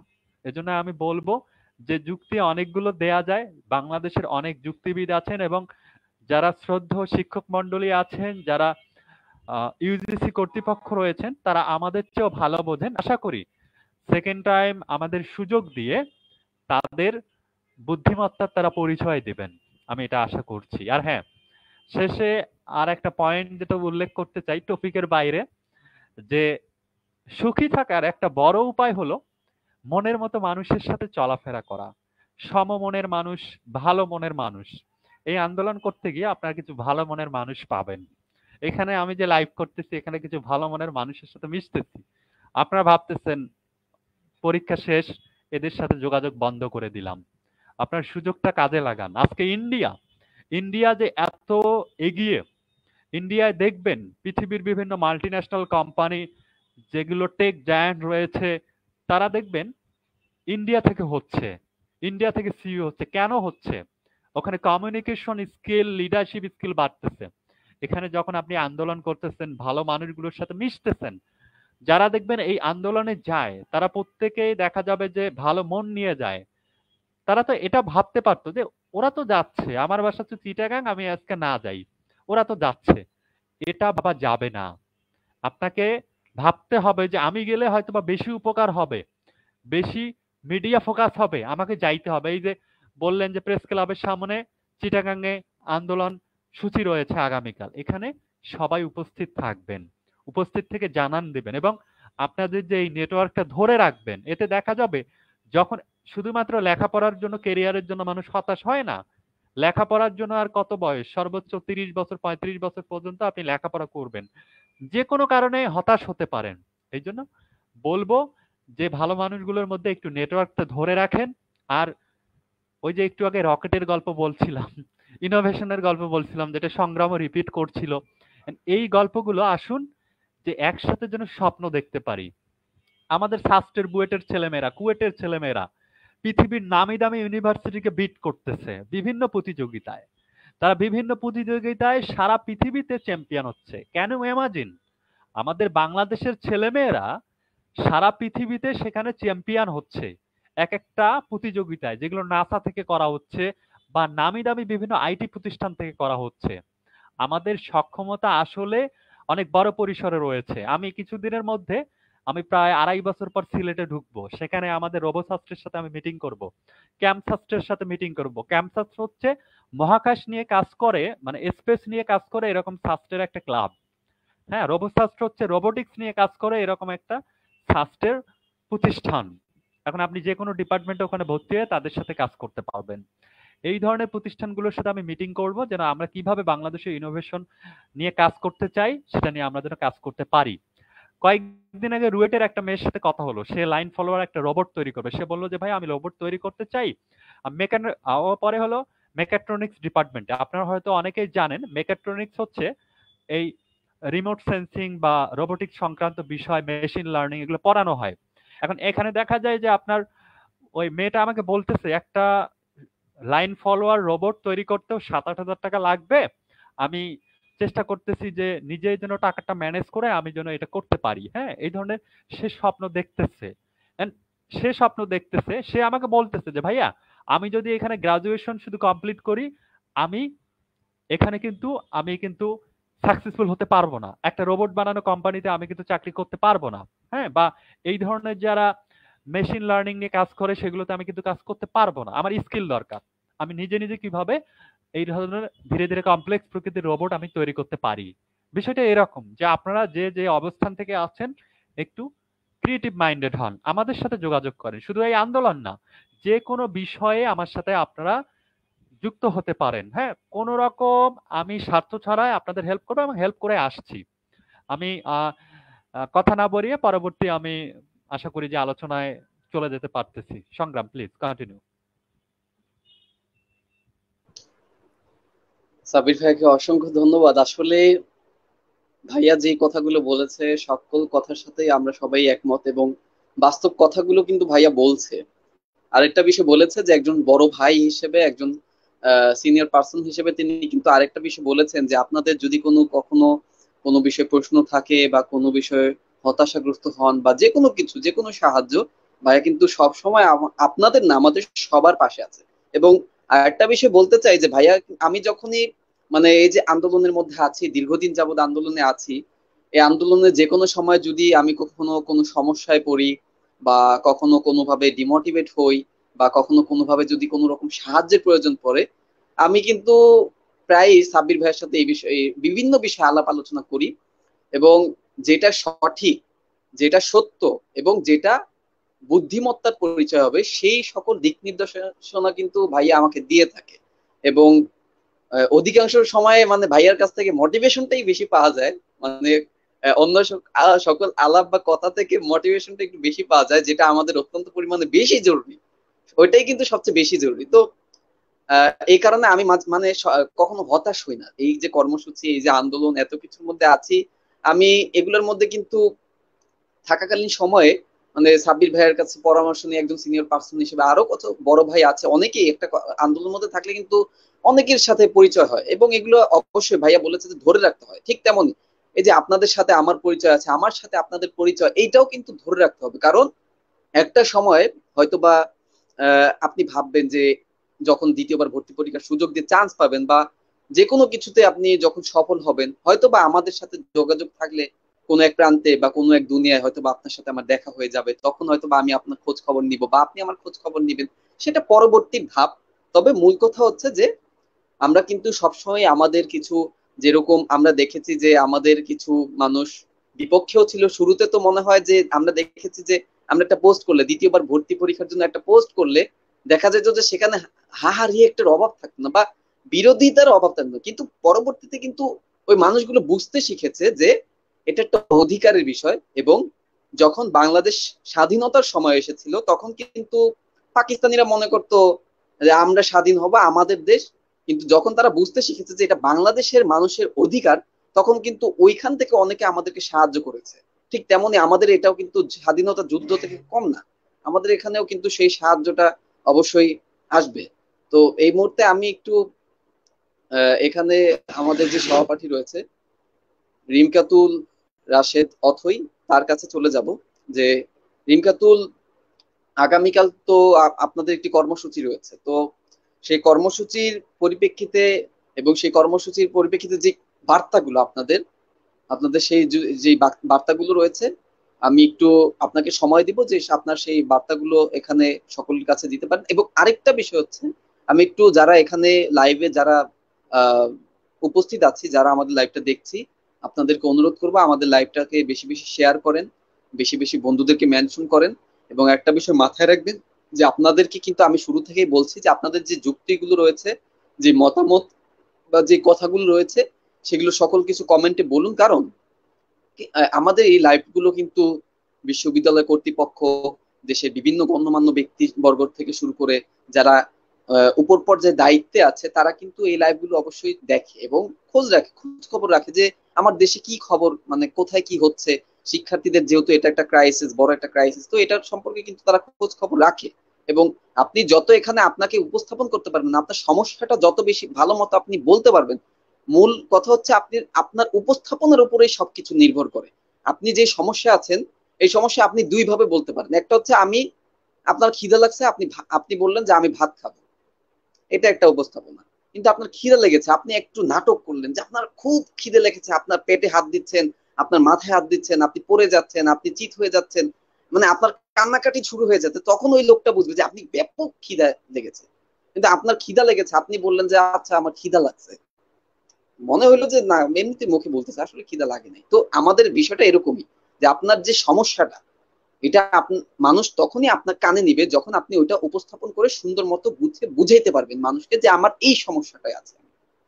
তো আশা করি আপনারা বুঝতে পেরেছেন, এবং কমেন্ট বক্সে আপনাদেরকে অনুরোধ করবো সবাই একটু বেশি বেশি চট্টগ্রামের বিষয়ে চবি নিয়ে একটু হ্যাশট্যাগ ব্যবহার করুন। আহ আর আরেকটা বিষয় হচ্ছে যে বেশি বেশি আপনাদের যে সমস্যাগুলো বা ক্রাইসিস গুলোর মধ্যে আছে সেটা বলেন। এবং আমি রিমকাতুলের কাছে চলে যাবো। রিমকাতুল, আপনার আগামীকাল যেহেতু আমাদের কর্মসূচি রয়েছে, তো সেই কর্মসূচির ব্যাপারে পাবলিকের প্রতি আপনার যে যদি কোনো বার্তা থাকে বলতে পারেন। ধন্যবাদ। আচ্ছা, ধন্যবাদ আমাকে কথা বলার সুযোগ করে দেওয়ার জন্য। আমি যদি সাধারণভাবে আপনাদেরকে একটা বিষয় বুঝাতে বলি, যে কর্মসূচির যে বিষয়টা, আপনারা হ্যাঁ আমাদেরকে অনেকে আছেন যারা অনলাইনে আমাদেরকে শুরু থেকে সাপোর্ট করে দিয়ে যাচ্ছেন। তো আমাদের যেরকম অনলাইন সাপোর্টটা জরুরি, ঠিক সেরকম মাঠ পর্যায়টাও কিন্তু জরুরি। কারণ আমরা এই অনলাইনে আমাদের সাথে অনেক রকম বড় বড় স্যাররা আছেন, আপনার অনেক বড় বড় টিচাররা আছেন যারা হয়তো আমাদের লাইভটা দেখছেন। কিন্তু যখন আমরা একটা মানে রাজপথে গিয়ে শুধুমাত্র আপনার বিশ্ববিদ্যালয়কে কেন্দ্র করে আমরা যখন একটা কর্মসূচি পালন করি, সেটার গুরুত্বটা কি কতটা সেটা কিন্তু অ্যাটলিস্ট বোঝা দরকার। আপনারা অনেকেই এই যুক্তিটা দেখান যে ভাই আমার ন্যাশনালে পরীক্ষা, কর্মসূচিতে আসার সময় যে আমার পরিবার থেকে সাপোর্ট করতেছে না আপনার আন্দোলনে যাওয়ার বা কোন একটা মাঠে গিয়ে কোন একটা কাজ করার, বা অনেকে এই এক্সকিউজটা দেন যে ভাই আমার ন্যাশনালে পরীক্ষা, আমি যার কারণে আসতে পারবো না। অনেকে মানে অনেক রকম এক্সকিউজ কিন্তু আপনারা তৈরি করেন, যেটা একদম সত্য কথা। তো আমি আপনাদেরকে এই ন্যাশনালের পরীক্ষাটার ক্ষেত্রে আমি একজন সাধারণ শিক্ষার্থী হয়ে যদি বলি, আপনার জীবনে যদি ওই ন্যাশনাল পরীক্ষাটাই যদি গুরুত্বপূর্ণ হয়ে থাকে, তখন আপনি ন্যাশনাল নিয়েই থাকেন, তখন তো আপনার আর পাবলিক ভার্সিটিতে দ্বিতীয়বার ভর্তি পরীক্ষার সুযোগটা চাওয়ার তো আর দরকার হচ্ছে না। আপনার যদি ন্যাশনাল পরীক্ষাটায় মানে ন্যাশনালটাকে আপনি যদি গুরুত্ব দেন, তাহলে আপনি ন্যাশনালেই থাকেন। যখন আল্লাহ মাফ করুক চট্টগ্রাম বিশ্ববিদ্যালয় যদি আমরা এতটা সম্ভাবনাময় মানে পার্সেন্টেজে এনেও যদি সফল না হতে পারি, তখন কিন্তু আমাদেরকে দোষারোপ করবেন না। আমরা এর আগেও কিন্তু আপনার 21শে এপ্রিল আপনার একটা এসেছিল, আপনার একটা সিদ্ধান্ত এসেছিল তারা চট্টগ্রাম বিশ্ববিদ্যালয় সেকেন্ড টাইম রাখবে না। তার পরিপ্রেক্ষিতে আমরা যখন আপনি ঢাকার অ্যাডমিন সংগ্রাম খান ছিলেন, আমরা চট্টগ্রামের মানুষেরা শিক্ষার্থীরা ছিলাম, তারা যখন কর্মসূচি পালন করেছিলাম এই আপনার চট্টগ্রাম বিশ্ববিদ্যালয়ে দ্বিতীয়বার ভর্তি পরীক্ষার সুযোগ রাখার জন্য, তখন কিন্তু ওনারা পূর্বের সিদ্ধান্ত মানে 21 তারিখের সিদ্ধান্ত বাতিল পর্যন্ত করতে পারছে শুধুমাত্র আমাদের এই কর্মসূচি চাপের জন্যই। অনেকেই চিন্তা করেন যে হচ্ছে ভাই আমি তো ঢাকায় থাকি, ঢাকায় থাকার কারণে আমি তো কর্মসূচিতে উপস্থিত হতে পারবো না, বা এই এত কর্মসূচি করে লাভটা কি? আপনি যাবেন মাঠে গিয়ে সেকেন্ড টাইম চাই বলবেন। আপনি দেখেন যেখানে বিশ্ববিদ্যালয় প্রশাসনের কাছে আমরা কতভাবে মানে আমাদের দাবিটা পৌঁছানোর চেষ্টা করতেছি, যখন ওনারা বুঝবেন যে হ্যাঁ শিক্ষার্থীরা শুধুমাত্র অনলাইনে না, তারা সর্বোপরিভাবে চেষ্টা করতেছে, মাঠ পর্যায়ে যখন একটা প্রপার রেসপন্স তারা পাবে, এই জিনিসটা যখন মিডিয়ার মাধ্যমে বিভিন্ন রকম প্রশাসনের কাছে পৌঁছাবে, সর্বোপরি পুরো বাংলাদেশের কাছে পৌঁছাবে, তখন কিন্তু একটা বিশাল বড় আলোড়ন সৃষ্টি করবে।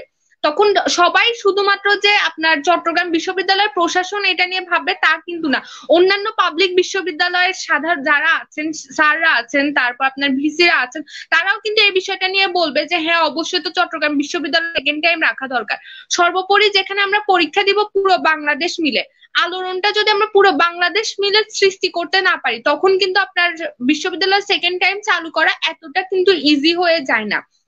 এখন কথা হচ্ছে যে আপনারা যারা আছেন তারা অন্তত পক্ষে অ্যাটলিস্ট এটাই আমাদের সর্বশেষ কর্মসূচি, কারণ এর পরবর্তীতে আমরা কিন্তু আর সুযোগ পাবো না। আর আমরা যারা এতদিন যাবত কাজ করে আসতেছি এবং আপনারা সিইউ এর জন্য বিশেষত এখন আমরা কাজ করছি, তো আমরা যারা বর্তমানে আছি সিইউ এর জন্য কাজ করতেছি, আমাদের কিন্তু এটাই শেষ সুযোগ। কারণ আপনার এর পরবর্তীতে যখন মিটিং হয়ে যাবে, তারা হচ্ছে আপনার সেকেন্ড টাইম বিষয়ে একটা সিদ্ধান্ত নিবে, সেই সিদ্ধান্তের পরবর্তী সিদ্ধান্তটা কিন্তু চেঞ্জ করা এতটাও ইজি হবে না, আল্লাহ মাফ করুক যদি আমাদের দাবিটা আমাদের বিপক্ষে যায়। কাজে আমি বলবো যে এটা আমাদের শেষ কর্মসূচি, অন্তত পক্ষে 2 থেকে 3টা দিন আমাদের সাথে যুক্ত থাকুন, তাহলে অবশ্যই আমরা এই চট্টগ্রাম বিশ্ববিদ্যালয় সেকেন্ড টাইম সফল করতে পারবো। তখন আমরা একটাই কথা বলতে পারবো যে ঢাবি ছাড়া সকল পাবলিক বিশ্ববিদ্যালয়ে আমরা সেকেন্ড টাইম আদায় করেছি এবং পরীক্ষা দিয়ে নিজেদের যোগ্যতা ও প্রমাণ করবো ইনশাআল্লাহ। ধন্যবাদ। রিমকাতুল রাশেদ অথৈকে অসংখ্য ধন্যবাদ তার গুরুত্বপূর্ণ মতামতগুলো দেওয়ার জন্য। এবং আপনারা একটা বিষয়ে লক্ষ্য করছেন কিনা আমি জানি না, সেটা হচ্ছে যে আমাদের চট্টগ্রামের জন্য, শুধু চট্টগ্রামের জন্য না, চট্টগ্রাম বিশ্ববিদ্যালয়, ঢাকা বিশ্ববিদ্যালয়, রাজশাহী বিশ্ববিদ্যালয় এবং কি গুচ্ছ অধিভুক্ত বিশ্ববিদ্যালয়গুলোর জন্য আমরা আমাদের অ্যাডমিন প্যানেলের মধ্যে, আমাদের কর্মসূচি আন্দোলনের মধ্যে শুধুমাত্র নারী সহযোদ্ধার কথা যদি বলতে যাই, যে একজন নারী সহযোদ্ধা, এই নারী সহযোদ্ধার ক্ষেত্রে আমরা শুধু একটি মাত্র মেয়েকে পেয়েছি, একটি মাত্র অ্যাক্টিভ মেয়েকে পেয়েছি পাশে, সে হচ্ছে আমাদের অ্যাডমিন রিমকাতুল রাশেদ অথৈ। এমনকি সে এই মুহূর্তে একটি পাবলিক বিশ্ববিদ্যালয়ের চান্স প্রাপ্ত, কুমিল্লা বিশ্ববিদ্যালয়ের চান্স প্রাপ্ত থাকা অবস্থায় শুধুমাত্র সাধারণ শিক্ষার্থীদের অধিকারের জন্য এখন পর্যন্ত সে আমাদের সাথে লড়াই করতে যাচ্ছে। এর থেকে বড় প্রাপ্তি, এর থেকে বড় সফলতা আমাদের কাছে আর কি হতে পারে আমার জানা নেই। অন্ততপক্ষে এরপরও আপনাদের সবার মানে একটা লজ্জার কথা বলে আমি আর আপনাদেরকে লজ্জা দিব না, কারণ সেটা হয়তো বা আপনাদের কাছে একটু কম আছে। তবে আপনাদের একটা বিবেকের কাছে প্রশ্ন করব যে আপনাদের কি বিবেকে একটু খাটে না যে একটা মেয়ে এতটা কষ্ট করছে, এতটা পরিশ্রম করছে, এখানে এখন পর্যন্ত এক জায়গায় চান্স পেয়েও এখন পর্যন্ত একা লড়াই করে যাচ্ছে। শুধু একা না, আমি চট্টগ্রামের প্রত্যেকটা টিমমেটকে আমি এর জন্য ধন্যবাদ জানাই, সাধুবাদ জানাই। তবে সেই চট্টগ্রামের টিমটা শুধুমাত্র এই মেয়েটার জন্যই হয়েছে, যেটার আমি 1%ও মানে মানে বাদ দিব না। শুধু সেখানেই না, রাজশাহী, ঢাকা সকল ক্ষেত্রে কিন্তু আমরা তাকে দেখেছি যে সে পরিশ্রম করেছে, তার পরিশ্রমের ফলশ্রুতিতে আমরা অনেক জায়গায় সফলতা পাচ্ছি। তো আপনাদের যদি বিবেকবোধ থাকে তাহলে অন্তত পক্ষে এবার নিজে একটু দায়িত্ব নেওয়ার চেষ্টা করবেন। কর্মসূচি হোক, একটা কাজ হোক, বা একটা গ্রুপিং হোক, বা একটা পেজের দায়িত্ব হোক, যেটাই হোক, এবার অন্তত নিজের একটু দায়িত্ব নেওয়ার চেষ্টা করবেন, অন্যের উপর নির্ভরশীলতা কমাবে। তো এই মুহূর্তে আমি আর কথা না বাড়িয়ে, যেহেতু সময় বেড়েছে, আর আরেকটা বিষয় আমাকে দুঃখ দেয়, সেটা হচ্ছে যে শুরুতে আমরা 100 জন 200 জন যদিও লাইভে দেখি, কিন্তু পরবর্তীতে যে লাইভের মানে লোকের ভিউর সংখ্যাটা কমে যায় না, এটা আমাদের কাছে একটু খারাপ লাগে। কারণ আরে ভাই, যেখানে আপনি ঘরে বসে বসে আমরা এতটা পরিশ্রম করছি, সেকেন্ড টাইম পাচ্ছেন, সেখানে আপনি কি সামান্য শুরু থেকে 1 ঘন্টা কেন, এখানে যদি আমি মনে করি 24 ঘন্টাও যদি লাইভ হয়, আপনার 24 ঘন্টা লাইভে উপস্থিত থাকা প্রয়োজন। এটা হচ্ছে আপনার নৈতিক দায়িত্ব, একটা বিবেকের একটা নাড়া দেয় নাকি আপনাদেরকে যে এই লাইভটাতে বা এই কাজগুলোকে আমরা একটা পোস্ট করলে বা আমরা একটা নিউজ পাবলিশ করলে সেটা তো আপনাদের নিজ দায়িত্বে প্রকাশ করার কথা।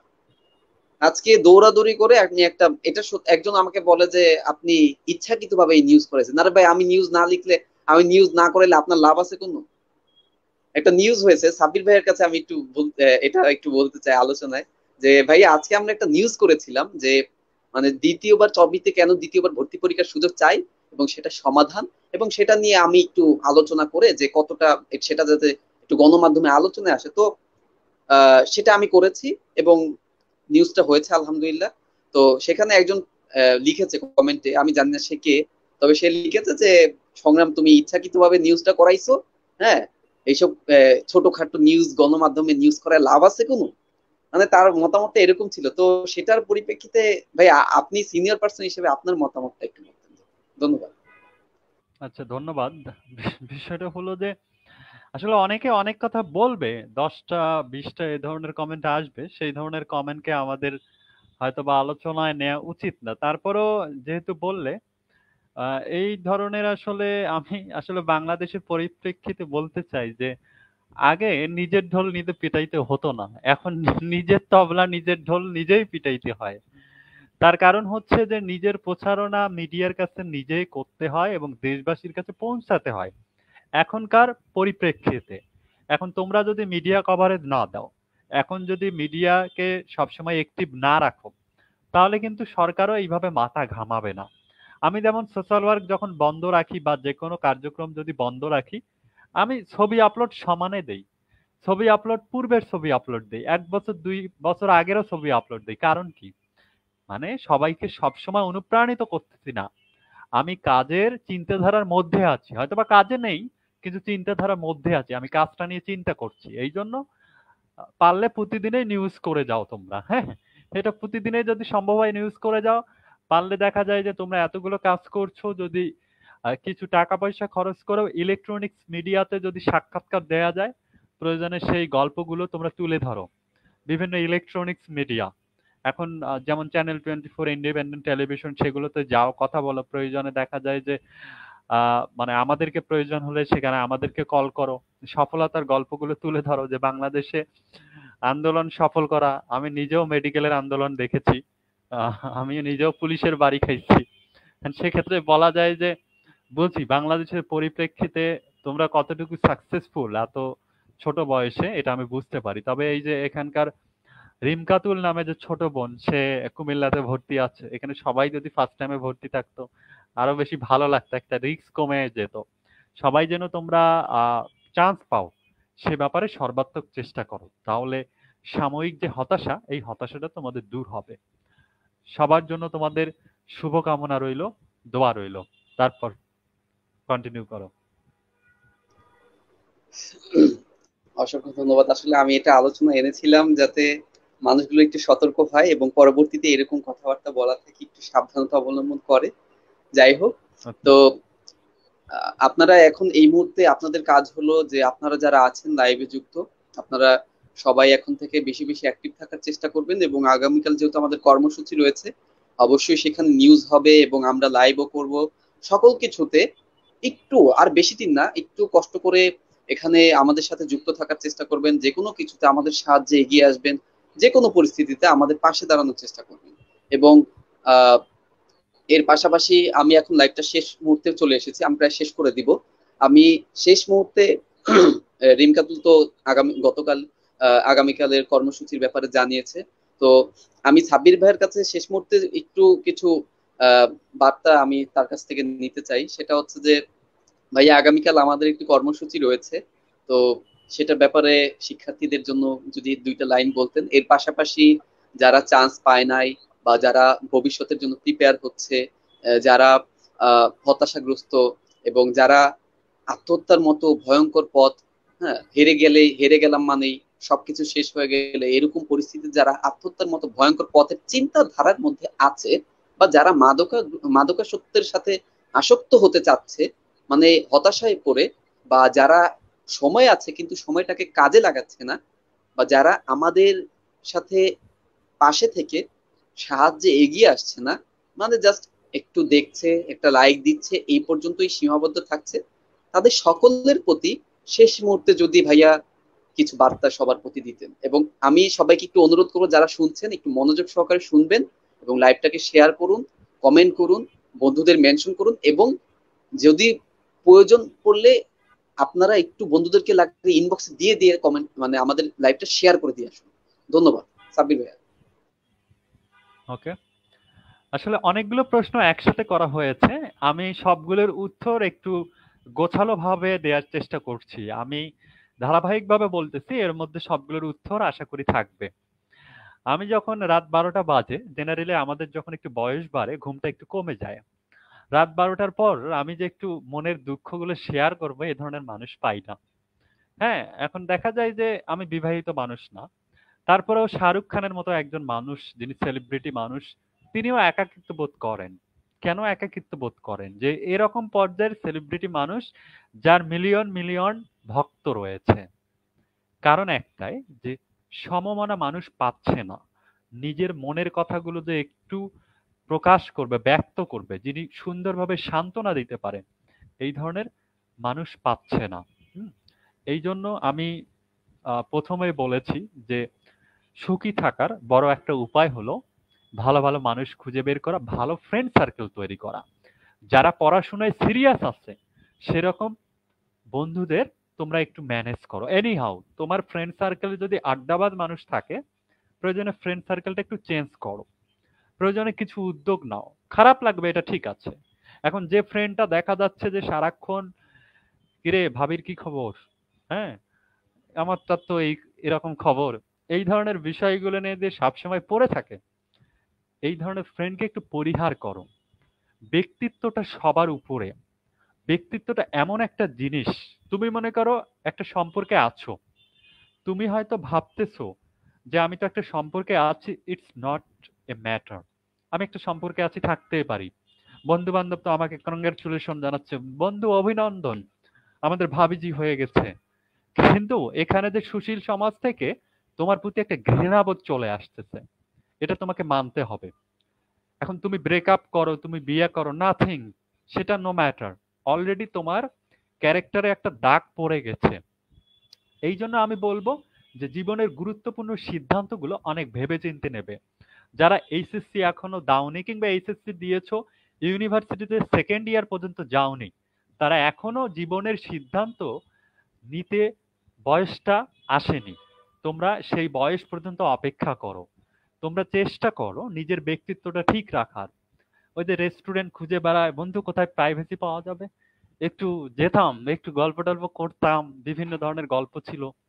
এই ধরনের বন্ধু থেকে দূরে থাকো এবং তোমরাও চেষ্টা করো যে তোমরা যেন সব সময় পড়াশোনার মধ্যে থাকতে পারো, এই সব থেকে দূরে থেকে। আর আমি শুরুতে বলছিলাম যে কিছু স্কিল ডেভেলপ করো, সফট স্কিল বেস কাজ বা এক্সট্রা কারিকুলার অ্যাক্টিভিটিস বা লিডারশিপ বেস যে কোনো কাজ, তুমি যেটাই করো না কেন তোমার বাড়তি সময়টা কোয়ালিটিফুল সময়ে দাও। এখনো তুমি তো সারাদিন পড়াশোনা করো না, আমি এটা নিশ্চিত মনে করি। যারা সেকেন্ড টাইম পড়াশোনা করতেছে তারাও কিন্তু সারাদিন পড়াশোনা করতেছে না। তাদের উদ্দেশ্যেও আমার কথা থাকবে যে টাইমটা তোমরা বাড়তি পাও, সে টাইমটা দেখো তোমরা কোন সময় ইউটিলাইজ করতে পারো।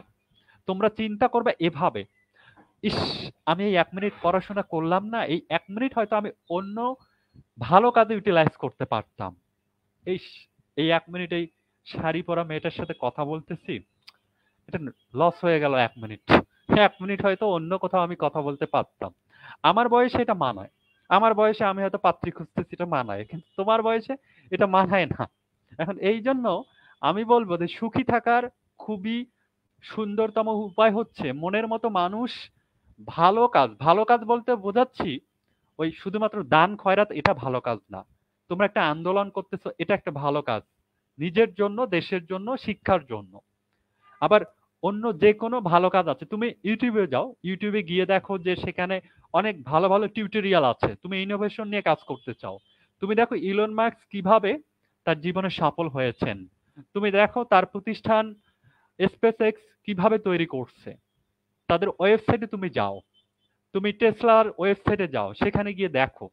এরকম অনেক কাজ আছে, তোমরা শুনলে অবাক হবে যারা হয়তো বা ঘাটাঘাটি করো নাই, যে ইন্ডিয়াতে যারা অ্যাক্ট্রেস রয়েছে, প্রিয়াঙ্কা চোপড়া বা আমির খান বা তোমার মনে করো যে শাহরুখ খান, এনারা অনেক সুন্দর করে ইংরেজিতে কথা বলে। প্রিয়াঙ্কা চোপড়া, আমি একটা কমেন্ট পড়লাম আজকে, সেখানে লেখা হয়েছে যে উত্তর কোরিয়ার যেমন বিটিএস আছে, হয়তো অনেকেই বিটিএস এর বড় বড় ভক্ত এখানে রয়েছেন, তেমনি ইন্ডিয়ার আছে প্রিয়াঙ্কা চোপড়া, বাংলাদেশের কি আছে হিরো আলম। বিষয়টা এরকম যে বাংলাদেশ থেকেও ভালো ভালো ছেলে মেয়ে তৈরি হতে হবে। তোমরা মাথাটাকে একটু ভালো কাজে ইউটিলাইজ করো এখন থেকে। এখন থেকে তোমরা ইউটিলাইজ করো যে আমি ফুল সময় পড়াশোনায় দেবো। এনজয় জীবন অনেক ভাবে করা যায়, তুমি তো এনজয় করতে চাও, কেউ ইসলামের সাথে এনজয় করে, হ্যাঁ, কেউ টেকনোলজির সাথে এনজয় করে, কেউ 10টা প্রেম করে এনজয় করে। যে ওই 10টা প্রেম করে এনজয় করে, ফোনের ওপারে কথা বলে এনজয় করে, তার জীবনটা ধ্বংস। হ্যাঁ, অবশ্যই ধ্বংস, যেহেতু আল্লাহ তাআলা ওর উপর বরকত দেয় নাই। তুমি যতই বলো না কেন, শুনছো আমরা বিয়ের পরে আমরা ওমরা হজে যাব, বিয়ের পরে আমরা ওখানে ঘুরতে যাব, ভালো ভালো কথা বলতেছো, আমরা কিন্তু নামাজ পড়বো 5 ওয়াক্ত, এই ধরনের কথা বলতেছো। এই ধরনের কথা বলাও হারাম বিয়ের আগে। ভালো ভালো কথা বলতেছো কিন্তু তোমার তো সময়টা নষ্ট হচ্ছে। তুমি সব সময় ভালো ভালো কথার মধ্যে থাকবে না। হ্যাঁ, হাতে একটা ফুল যদি থাকে সেটা বারবার সুবাস নিতে মন চাইবে। এজন্য তোমাকে সবসময় চেষ্টা করতে হবে যে আমি যেন ভালো মানুষগুলোর সঙ্গে চলতে পারি, ভালো কাজে ইউটিলাইজ করতে পারি, এনজয় করব, জীবনে অনেক এনজয় করব। ইলন মাস্ক কি এনজয় করতেছেন না? সব সময় তিনি নতুন নতুন জিনিস নিয়ে এনজয় করতেছেন, নতুন নতুন টেকনোলজি নিয়ে। এইভাবে এনজয় করতে হবে। আজকে তোমরা এই যে চেষ্টা করতেছো চিটাগাং ইউনিভার্সিটির জন্য, আগামীকাল তোমাদের একটা সেখানে কর্মসূচি আছে। অনেকে ভাবতেছে যে ইস আমি না যাই না, আমার ঠেকা কি, 10 টাকা 20 টাকা বেঁচে যাবে, বাস ভাড়াটা বেঁচে যাবে, কেন এই টাকাটা খরচ করব, যাচ্ছেই তো অনেকে।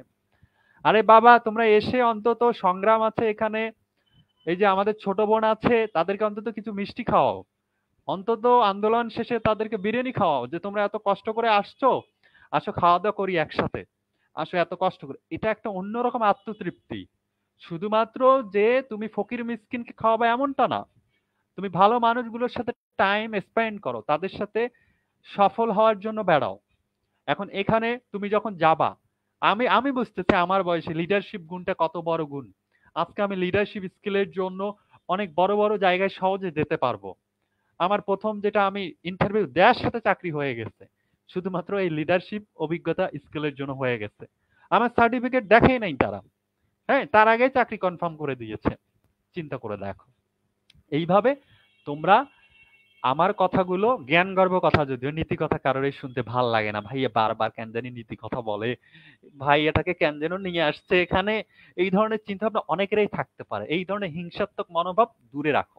আর হ্যাঁ, জীবনে অনেক শত্রু থাকতে হবে, থাকতে পারে, কারো কথা নাও ভালো লাগতে পারে, কাউকে হিংসা মনোভাব নিয়ে তুমি তার প্রতি হিংসা করতেই পারো, কিন্তু না, তুমি চেষ্টা করবা, মানুষ তোমার ক্ষতি করতেই পারে কিন্তু তুমি মানুষের জন্য ক্ষতি না করো। এটা তোমাকে একজন আঘাত করতেছে, তুমি মানুষকে আবার আঘাত করতে যাবা না। হ্যাঁ, একজন বন্ধু বলতেছে, দোস্ত আমার বাবা তো অস্ট্রেলিয়ায় থাকে, এত টাকা পাঠাইছে, তুমি তার পিঠে কথা বলবা না। আমার এক মামা তো দুবাইয়ে থাকে, এত টাকা পাঠাইছে। যখন এই কথা বলবা, অডিয়েন্সকে, যার সাথে কথা বলতেছে, সর্বোচ্চ গুরুত্ব দাও, তিনি যেন তোমার উপর খুশি হয়। আমাকে যারা ফোন দেয়, মানে অনেক বড় বড় কথা মাঝে মাঝে বলে, মানে দেখা যায় অহংকারী কথা বলে, আমি ভাবি যে অহংকারী কথা বলে যদি তুমি খুশি হও, বলো, আমি প্রশংসা করে যাচ্ছি তার। আমি অনেক সময় রাস্তাঘাটে চলাফেরা করি, দেখা যায় আমার সাথে যেমন তেমন আচরণ করে অনেকে, করো, এতে যদি তুমি খুশি হও, এটা ভালো, তোমার মনের সন্তুষ্টতা তৈরি হচ্ছে। এরকম সাধারণ জীবনযাপন লিড করার একটু চেষ্টা করো, যে মানুষের সাথে সহজভাবে মেশার চেষ্টা করো। অনেকের মধ্যে অহংকারী ভাব আছে, স্বার্থপরতার ভাব আছে, এগুলো দূরে রাখো। এগুলো হলে নিজে কখনোই সুখী হতে পারবে না। লেখাপড়াতে টাইম দাও, ফুল টাইম, যতটুকু সময় পাও। এখন চেষ্টা করো যে ভালো একটা ইউনিভার্সিটিতে ভর্তি হওয়ার। আমি শুরু থেকে বলতে আসতেছি যে ভালো ইউনিভার্সিটিতে যদি কোনো কারণে ভর্তি হতে না পারো, কিংবা ইউনিভার্সিটিতে ভর্তি হতে না পারো, অনেকে আছো যে ন্যাশনালেও চান্স পাওনি, সবার উদ্দেশ্যেই বলবো যে একটু লেগে থাকো। আমি অনেক ধরনের পরামর্শ দেই, স্টুডেন্ট বয়সে কিভাবে আর্ন করা যাবে, স্টুডেন্ট বয়সে কিভাবে সাকসেসফুল হওয়া যাবে, নিজের খরচ চালানো যাবে, এই ধরনের অনেক আমি পরামর্শ দেই। এগুলো একটু মেনে চলার চেষ্টা করো। হ্যাঁ, আমি সাকসেসফুল মানুষ না, বলতে পারো এত বক বক করতেছে, নিজে কি করছে জীবনে যে এত কথা বলতেছে। আমি জীবনে কিছু আমার সাকসেসফুল স্টোরি আছে ছোট ছোট, and সেই সাকসেসফুল স্টোরি গুলো তোমাদের একটু শোনাচ্ছি, তোমরা যেন সেগুলো থেকে কিছুটা শিখতে পারো, জানতে পারো। কারণ এগুলো মানুষ বলে না। আজকালকার মোটিভেশনাল স্পিকার দেখবা, বড় বড় motivational speaker, lakh lakh follower, মিলিয়নের উপর ফলোয়ার, তারা যায়, এগুলো বলে না, এই ধরনের কথা বলে না। কি বলবে? যে প্রজাপতির কারণে পড়তে হবে, তারপর ওকে পাওয়ার জন্য পড়তে হবে, বাবা মা জন্য পড়তে হবে, ওই বাবা মার জন্য পরে হরলিক্স দুধ ডিম খায়, দেখা যায় ওই যে বাবা মাকে বৃদ্ধাশ্রমে রাখে, ওই মোটিভেশন ওখানেই শেষ হয়ে যায়। মোটিভেশন, রিয়েল মোটিভেশন কোথায়? রিয়েল মোটিভেশন হচ্ছে যে তুমি পড়াশোনা করবা, নিজেকে বড় করবা দেশের জন্য। বাংলাদেশে 70 থেকে 80 লাখের উপর বর্তমানে চাইল্ড লেবার রয়েছে। তাদের জন্য তুমি চিন্তা করো, তাদের জন্য তুমি পড়াশোনা করবা। তুমি ডাক্তার হতে পারো নাই, তুমি হসপিটাল দেওয়ার স্বপ্ন দেখতেই পারো। কাদের জন্য হসপিটাল দিবা? তুমি ক্যান্সার ইউনিটে যাও, তুমি কিডনি ট্রান্সপ্লান্ট ইউনিটে যাও, সেখানে গিয়ে দেখো বাংলাদেশে বর্তমানে লাখ লাখ মানুষের চিকিৎসা হচ্ছে না টাকার অভাবে। তুমি দেবী শেঠিকে দেখো, মেডিকেল এন্টারপ্রেনার, চিকিৎসক হওয়ার পাশাপাশি তিনি পদ্মভূষণ উপাধি পেয়েছে কম মূল্যে হার্ট অপারেশন অর্থাৎ ওপেন হার্ট সার্জারি করার জন্য। তাদের মতো হওয়ার তুমি স্বপ্ন দেখো। নো ম্যাটার আমি কোন প্রতিষ্ঠানে পড়েছি, ইটস ডাজেন্ট ম্যাটার। তুমি যদি স্কিল দিয়ে ভালো করতে পারো, তুমি যদি মাসে কোটি কোটি টাকা ইনকাম করতে পারো, নো ম্যাটার। তুমি আজকে বিজনেস করো, বিজনেস করে মাসে তুমি 10,000 টাকা পুঁজি নিয়ে বিজনেস করো, ধীরে ধীরে মাসে তুমি 1 লাখ টাকা ইনকাম তৈরি করো, বিজনেস গ্রোথ করে তোমার কাছে কোটি কোটি টাকা নিয়ে মানুষ ইনভেস্ট করতে আসবে যে আপনার কোম্পানির শেয়ার আমরা কিনতে চাই। ইলন মাস্কের মতো মানুষ যেখানে দেখা যায় টুইটারের শেয়ার কিনতে দৌড়ায়, হ্যাঁ, এরকম মানুষ তোমার কাছে আসবে। দেখো, টেকনোলজির কারণে টুইটার, ফেসবুক একটা মাত্র তারা অ্যাপ তৈরি করছে, ওয়েবসাইট তৈরি করছে, সেখান থেকে বিলিয়ন বিলিয়ন ডলার তারা ইনকাম করতেছে। Can you imagine? এই ধরনের চিন্তা ভাবনা তুমি দেখো। মানে বাংলাদেশ একটা হিউজ অপরচুনিটি একটা দেশ। এখান থেকে কোনো একটা বিষয় সাকসেসফুল খুব সহজে করা যায়। আমরা সবসময় নেগেটিভ কথা বলি, এখানে দুর্নীতি, ওখানে দুর্নীতি। তুমি কি করছো? তুমি কোনটা ভালো কাজ করতেছো? তোমার পকেটে 10 টাকা আছে, তুমি আজকে 10 টাকার মধ্যে 1 টাকা মানুষকে খাওয়াইছো, শুধু দান খয়রাত করলে হবে? আজকে ইউনিটি করছো, উই ওয়ান্ট সেকেন্ড টাইম, কিন্তু উই ওয়ান্ট সেকেন্ড টাইম করছো, তোমরা কি 10 জন মিলে একটা বাচ্চার জীবন পরিবর্তন করছো? করো নাই। কয়জন করছো? করো নাই। করতে হবে, এটাই বয়স। তোমরা বলবে এটা বয়স না, সময় হয়নি। আমাকে অনেকে বলে ইউনিভার্সিটিতে পড়ে আপনার সাথে কাজ করব, ইউনিভার্সিটি ভর্তি হয় খোঁজ পাওয়া যায় না, সিজিপি এর ঠেলায়, ফলাফলের ঠেলায় আর খোঁজ পাওয়া যায় না তাদের। কি ব্যাপার? আমার সাথে লাখ লাখ স্টুডেন্ট কানেক্টেড, আমার প্রবর্তন ফাউন্ডেশনের মেম্বার হলো 25 জন। What is this? আমার সাথে কয়েক লাখ স্টুডেন্ট টার্গেট। এটাই মন থেকে ভালোবেসে দেশের জন্য সবসময় ভাবতে হবে, নিজের জন্য ভাবতে হবে। তাহলে তাহলে কি হবে? তোমারই ভালো হবে, এ দেশটা আগাবে, তুমিও ভালো থাকবে, তোমার বাবা মা ভালো থাকবে, সবাই ভালো থাকবে। সংগ্রাম বা এখানে রিমকাতুল বা আরো অনেকে আছে চেষ্টা করতেছে, তারা তাদেরকে সাপোর্ট করো, তাদের ইনবক্সে ঝড় তোলে, এই ভাই তুমি আজকে সকালে কি দিয়ে ভাত খাইছো, এ শুকায় যাচ্ছ আন্দোলন করতে করতে, আরে আসো কালকে আসো, সুলতানস ডাইনে আসো, আমি কালকে বিরিয়ানি খাওয়াবো, আসো। এই ধরনের তোমাদের মধ্যে একটা সম্পর্ক থাকবে এবং এই সম্পর্কটা আজীবন থাকবে। যখন চান্স পাবা, গুচ্ছতে চান্স পেয়েছো, ভালো মার্কস করবে, এ ভাই আসো, তোমাদের জন্য তো সেকেন্ড টাইম হলো, তোমাদেরকে খাওয়াই, আসো, গিফট টিফট দেই, আসো। এরকম একটা মহব্বত তৈরি করো। তার মানে আমি এমন না এদের শুধু তেল দিচ্ছি, এমনটা না। এরা কষ্ট করছে, তোমরা সবাই কষ্ট করছো, একজন অন্যদের পাশে তোমরা দাঁড়াও, তোমরা দেখিয়ে দাও। হয়তোবা এই ইউনিটিটার মাধ্যমে সারা বাংলাদেশে একটা উদাহরণ তৈরি হতে পারে। আজকে রিমকাতুল, সে একটা মেয়ে হয়ে যেরকম রোদের মধ্যে বৃষ্টিতের মধ্যে এরকম ব্যানার নিয়ে দাঁড়ায় থাকে, আমি অবাক। একটা মেয়ে হয়ে এটা সম্ভব, যেখানে অন্যরা অজুহাত দেবে, উফ এই গরমে যাব, উফ আমার তো সাভারে বাসা, আমি কিভাবে ঢাকা যাব, এই ধরনের একটা চিন্তাধারার মধ্যে থাকে। চিন্তা করো, তুমি ভাবতেছো আমি ঘরে বসে আছি, ভালোই আছি, কিন্তু সে তোমার চেয়ে এক ধাপ এগিয়ে যাচ্ছে কেরিয়ারের দিকে। তুমি ভাবতেছো আমি পড়াশোনা করতেছি, ভালো আছি। কেরিয়ারের জন্য স্কিল ডেভেলপমেন্ট কাজগুলো অনেক গুরুত্বপূর্ণ, সেগুলো তোমাকে মানতে হবে। এজন্যই আমি এখানে অনেকগুলো পয়েন্ট বলেছি। এখানে পয়েন্টের গুলোর মধ্যে যেমন তোমাদের পড়াশোনায় মনোযোগী হওয়ার জন্য বলেছি, ইউনিভার্সিটির চান্স না পেলে it's not a big matter. তারপরে আমি তোমাদের বলেছি যে ভালো ভালো মানুষের সাথে মেশো, পজিটিভ মানুষের সাথে মেশো, আমার কাছে আসো, আমার কাছে আসো, আমার আইডিতে দেখো কত ভালো ভালো মানুষ আছে। তুমি বলবা যে ভাইয়া ওই ছেলেটা আমার জীবন নষ্ট করে দিল, ছেলেরা ভালো না। আবার দেখা যাবে যে মেয়েরা নক করে বলবে ছেলেরা ভালো না, ছেলেরা নক করে বলবে মেয়েরা ভালো না। আরে বাবা, তুমি ভালো মন্দ কয়জন দেখছো? আমার এখানে আসো, আমি দেখাই তোমাদের কত ভালো ভালো মানুষ আছে, যাদেরকে দেখলে তোমার মুগ্ধতা চলে আসবে। তুমি সিলেক্ট করতে পারো নাই, এরকম সার্কেল খুঁজতে হবে। আমি ভালো ভালো মানুষের কমেন্ট বক্স খুঁজি, সেখানে যদি 2 জন ভালো মানুষের সাথে পরিচয় হতে পারি। আজকে তোমরা এই লাইভটা দেখো, ও লাইভটা দেখতেছি, ইস গরম লাগতেছে রে, লাইভটা দেখে শেষ। কিন্তু লাইভের মাধ্যমে আরো কি কি, এটা একটা সাংগঠনিক দিক, এখান থেকে কি কি বাড়তি দেখা যায় সুযোগ সুবিধা তৈরি হচ্ছে, সেগুলো নিতে পারতেছো না, আমি নিতে পারতেছি। আমার লাইভে কিন্তু অনেক স্বার্থ আছে, আমি তোমাদের মতো ভালো ভালো মানুষ পাচ্ছি, লাইভের মাধ্যমে আরো ভালো ভালো ছেলে মেয়ে আমার সাথে যুক্ত হয়েছে, তাদের সাথে কথা বললে আমার অন্যরকম ভালো লাগে, ফিলিং চলে আসে। আর তোমাদের জন্য একটা আমার পক্ষ থেকে গুড নিউজ দেই, সেটা সেকেন্ড টাইম ভর্তির বিষয় না, সেটা হচ্ছে আমরা বাংলাদেশ ইনোভেশন অলিম্পিয়াড আয়োজন করতে যাচ্ছি। সম্পূর্ণ একটা ভলেন্টিয়ারি একটা ইনিশিয়েটিভ। এর মাধ্যমে বাংলাদেশে যারা ইনোভেশন কেন্দ্রিক কাজ করতে চায়, টেকনোলজি রিলেটেড কাজ করতে চায়, যে কোনো বয়সের যে কেউ আমাদের সাথে যুক্ত হতে পারবে। এর মাধ্যমে আমরা বাংলাদেশকে, এডুকেশন সিস্টেমকে একটা নতুন উচ্চতায় নিয়ে যাব। সারা বাংলাদেশের ছেলে মেয়েকে আমরা টেকনোলজি ইনোভেশনের দিকে আগাবো, টেকনোলজি এর ফ্যান করে তুলবো। কিভাবে তারা রোবট তৈরি করবে, কিভাবে তারা ড্রোন নিয়ে কাজ করবে, কিভাবে তারা সাবমেরিন নিয়ে কাজ করবে, আমরা সবকিছু তাদের শেখাবো। এ ধরনের আমরা চেষ্টা করতেছি ইনিশিয়েটিভ নেওয়ার, অলরেডি গ্রুপ করে ফেলছি। বাংলাদেশ ইনোভেশন অলিম্পিয়াডের নামে আমাদের সাথে কানেক্টেড হও। আমরা তোমাদের সাথে কোন রকম স্বার্থ ছাড়া, স্বার্থের প্ল্যাটফর্ম আমার আলাদা, আমার কমার্শিয়াল প্ল্যাটফর্ম আছে, আমি একটা গ্রুপ অফ কোম্পানির তৈরির চিন্তা ভাবনা, সেটা আলাদা। সেটার মাধ্যমে স্টুডেন্টরাও ইনকাম করতে পারে ঘরে বসে, সেটাতেও তোমাদের সুযোগ আছে, কিন্তু সেটা আলাদা। কিন্তু তোমাদের সাথে আমার শুধু ভালোবাসার সম্পর্ক। একটা কথা মনে রাখবা, জীবনে যত বেশি সুসম্পর্ক তৈরি করবা, ভালোবাসা তৈরি করবা, তত বেশি শাইন করবা।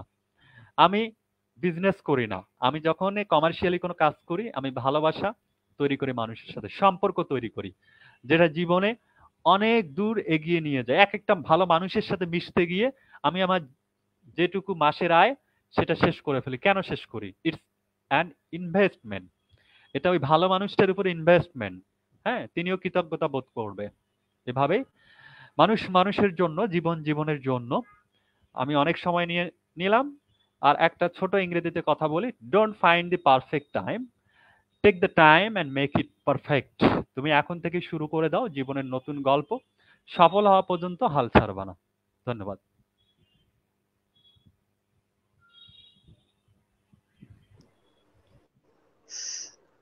সাব্বির ভাইয়াকে অসংখ্য ধন্যবাদ।